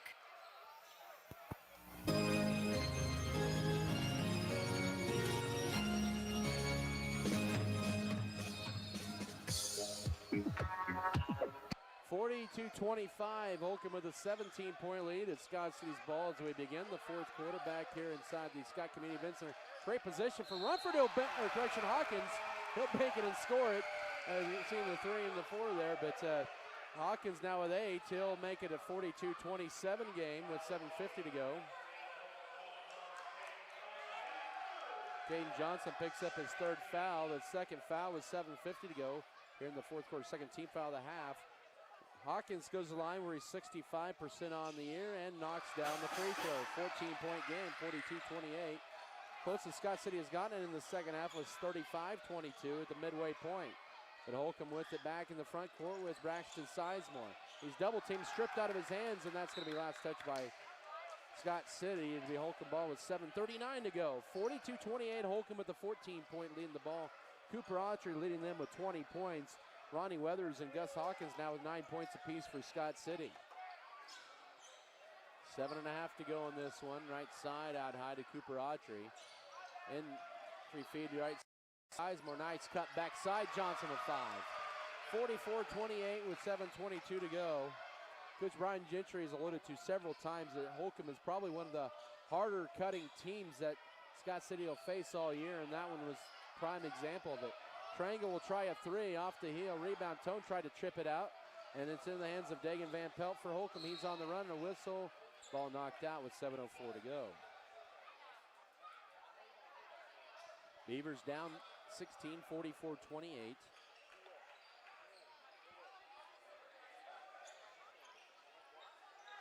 And now with it is Cooper Autry. He'll stop, almost popped the 3. Now Johnson goes left side to Luke Tolbert. Tolbert only has 1 point tonight. And now here's a 3 short for Sizemore, and the rebound to Austin Tone for Scott City. Beavers down 16, 6:45 to go, and that ball deflected to go out of bounds. Holcomb almost stole it there.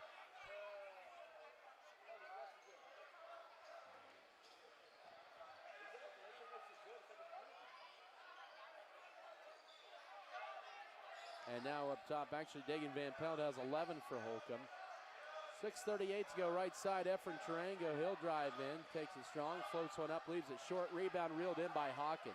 And then he gets it stripped as he tries to go back up. That'll be Scott City's 9th turnover of the night.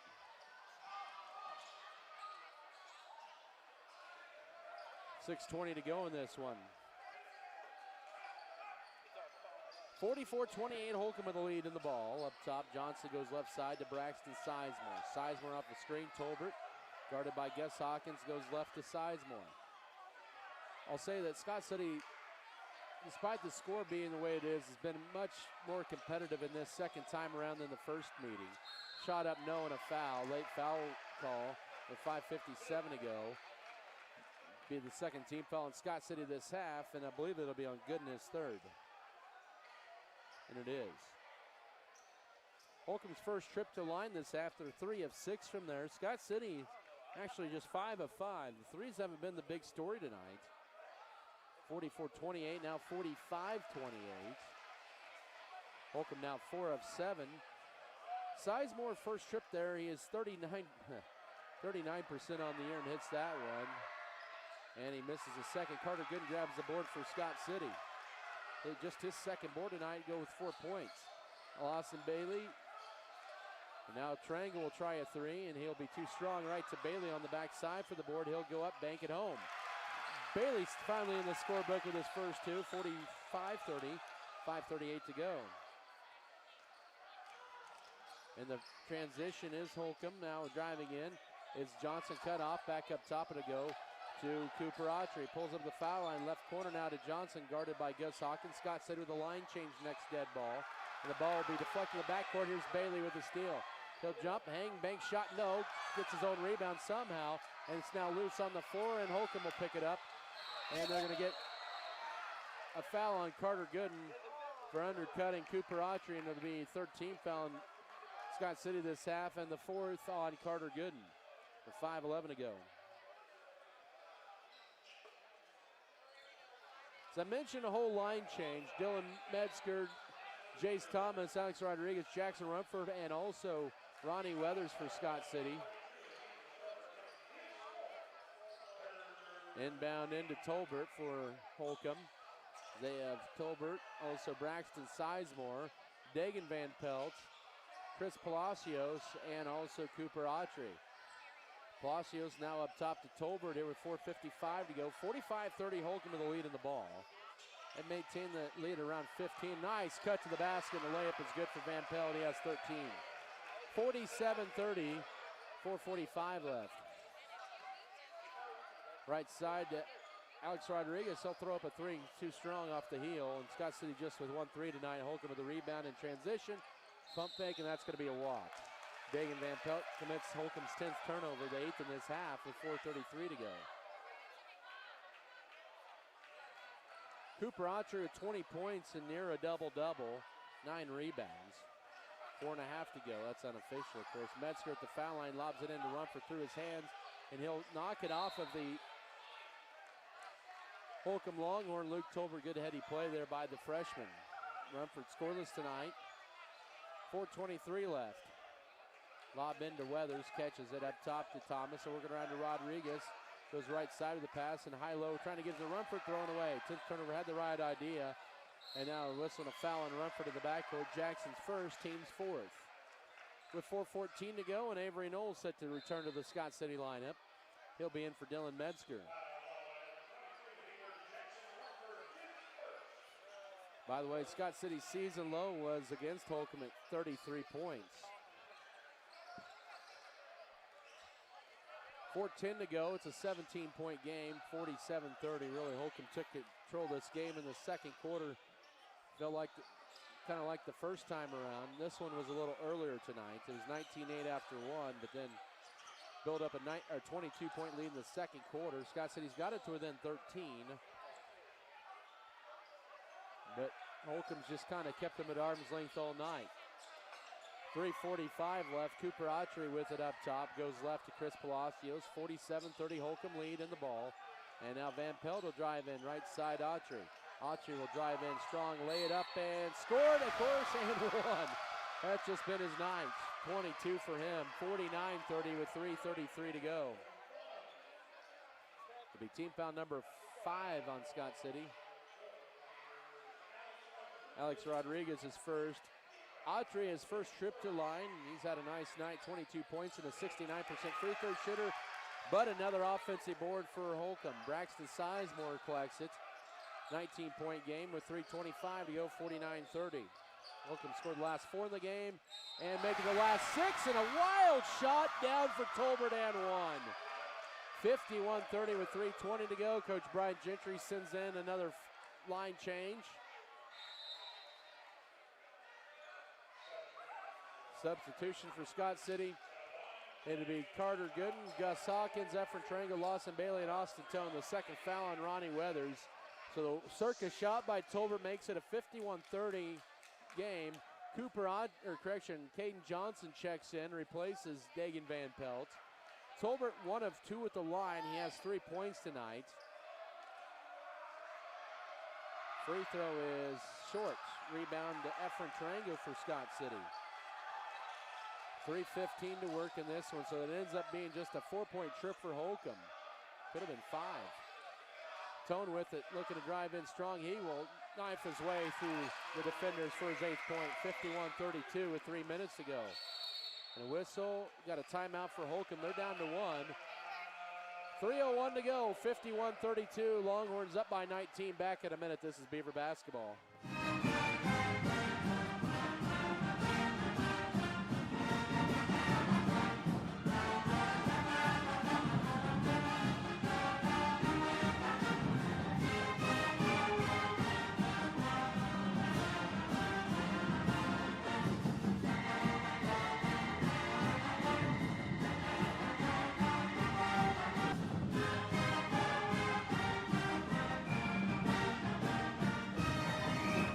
Fairleigh Feed Yard is dedicated to investing in our facilities and staff to provide the best experience possible for the cattle feeder and, in the end, the consumers of our product. We are always in the market to purchase corn and other commodities from local producers. Call our office at 620-872-2111 for current pricing. Our dedicated employees and their families are very important to us, and we are proud of their children that are current Beavers and individuals that will grow into those roles in the future. Fairleigh Feed Yard is privileged to support Scott City youth and are honored to cheer on the Beavers.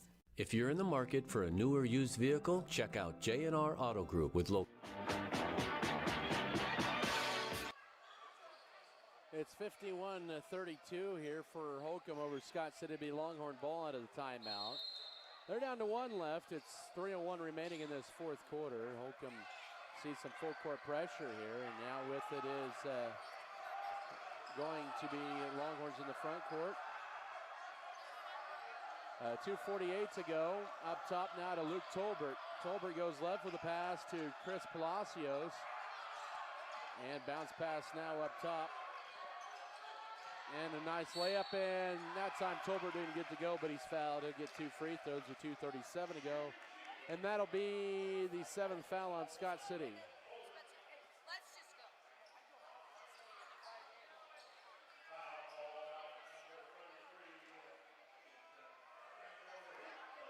Efren Tarango picks up his 3rd foul with 2:37 to go, and Tolbert hits his free throw and makes it 52-32 with 2:37 left.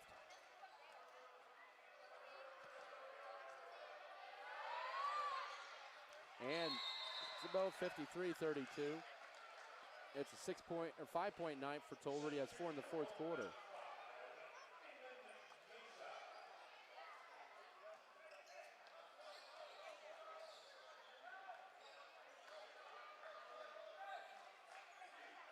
In the front court with it is Tone. Now he drives in the paint, pivots. Now high to Lawson Bailey. Underneath it's Gus Hawkins for 2. He has 11. And it's 53-34 with 2:14 to go.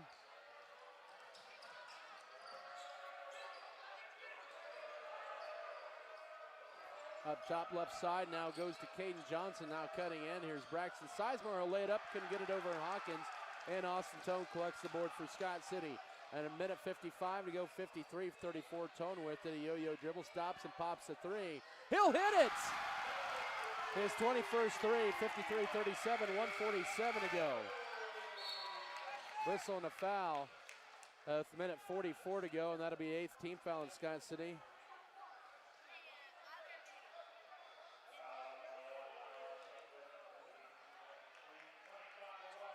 Lawson Bailey's 3rd foul. And Damon Mason line where he's 1 of 2 tonight. And now 2 of 3. He'll get the bonus. 54-37, 1:44 left.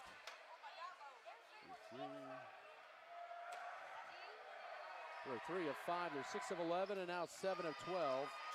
And it's now 55-37, 1:44 left. Scott City is going to drop to 8-9 on the year, drop their first league game. Bailey up top, goes right side to Trago. Can he knock home a 3? No, a short rebound backside. They're going to call a push underneath on Holcomb. That'll be the 13th foul this half, and they'll call it on Damon Mesa, his second. Ronnie Weathers in, or we're going to get a timeout first. Coach Brian Gentry will burn a full here with 1:29 to go. We'll take it as well. Back in 1 minute, 55-37 Holcomb. This is Beaver basketball. If you're in the market for a new or used vehicle, check out J&R Auto Group with locations in Scott City, Oakley, and Colby. J&R Auto Group has a fully trained service and parts staff for repairs on most makes and models of vehicles in Scott City and both Oakley locations. Locally owned and operated, J&R Auto Group provide over 250 new and used vehicles in stock and ready to be delivered. Stop on in and check out J&R Auto Group LLC.com for all your vehicle needs.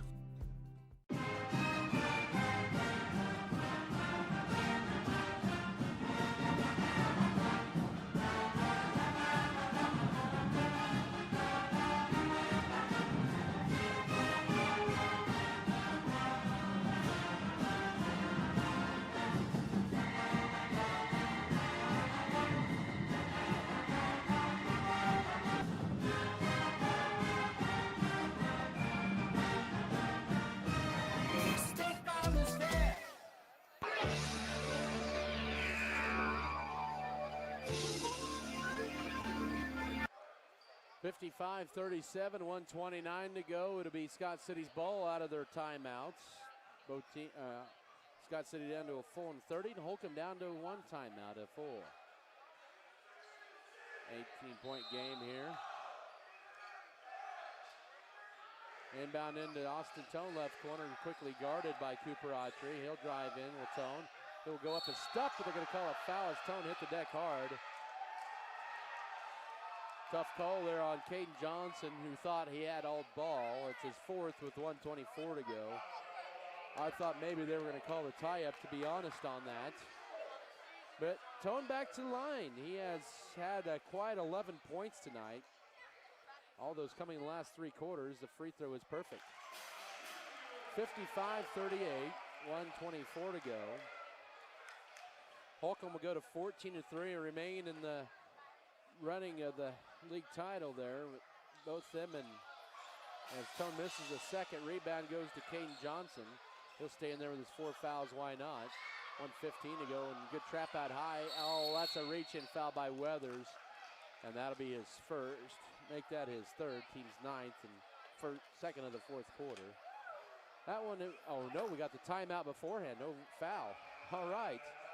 Well, Coach Chad Novak will not be taking any timeouts home with them. We'll take a 30-second break with 1:15 to go. 55-38, back in a minute. This is Beaver basketball. Great Western Tire is happy to be a part of the Scott City.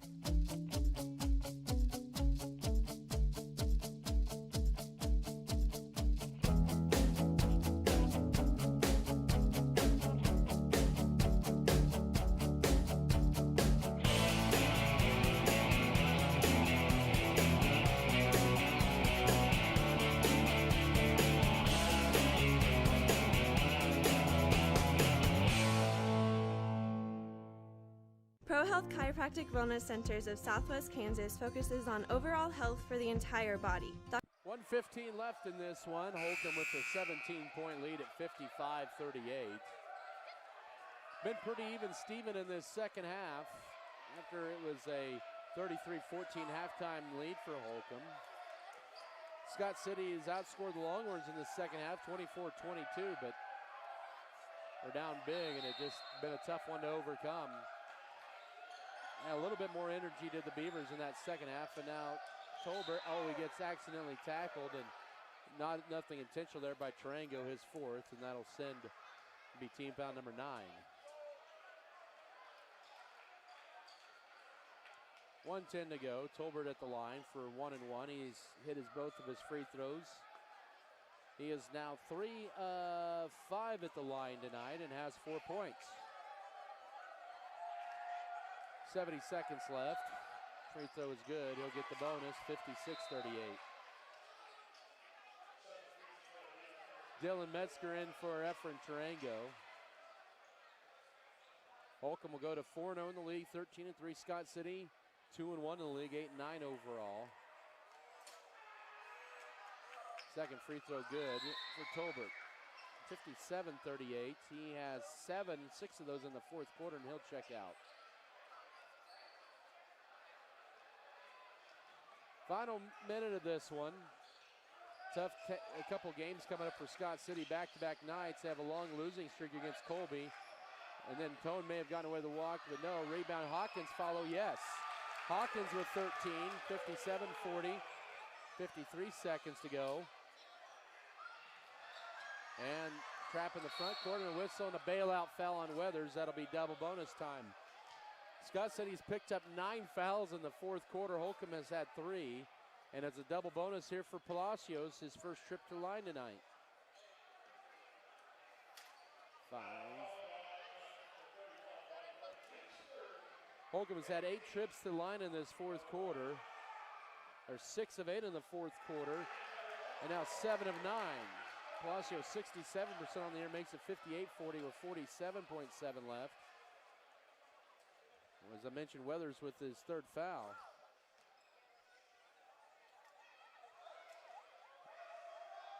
Second free throw for Palacios for his fourth point. He buries it as well, 59-40.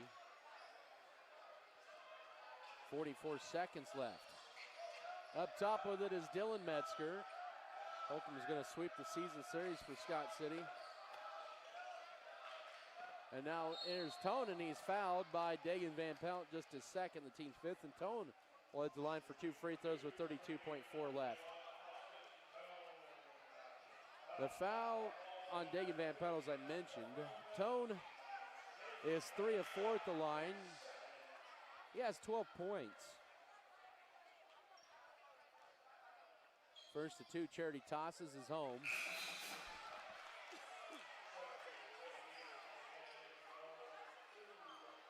(58-41), 32.4 to go. Dylan Duff in for the first time, the 5'9" sophomore. Also back in is Dylan Metzger. Ronnie Weathers, Austin Tone, and Jackson Rumford also in. Second of 2, good for Tone. 59-42 with 32.4. Tone has really picked up his game in the second half of the year. As he'll check out, and Avery Knoll in for him. Scott City applied some full court pressure. Beavers did a lot of good things here at times tonight, but just fell behind in that first half. 25 seconds to go, and they're just going to hold this one out. 59-42 your score. 12 seconds left. 7, 6. And that'll be it. Final score 58-42. Holcomb with the victory. And they'll improve to 14-3 on the year and 4-0 in the league.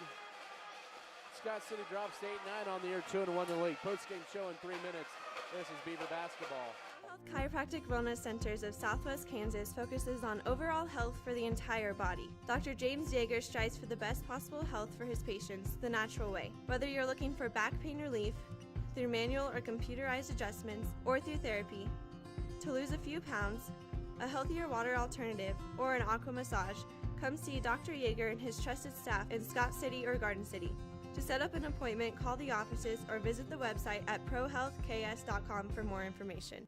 Scott County Hospital is a highly trained team of motivated and compassionate professionals serving the needs of their community. Dr. Matthew Burns is a general surgeon whose specialty is caring for all patients with elective and emergency surgeries. Why travel for hours when you can be seen right here in Western Kansas? Dr. Burns is specially trained in colonoscopy, gallbladder, and laparoscopic surgeries, hernia repair, wound care, and much more. Scott County Hospital. We put our heart in healthcare.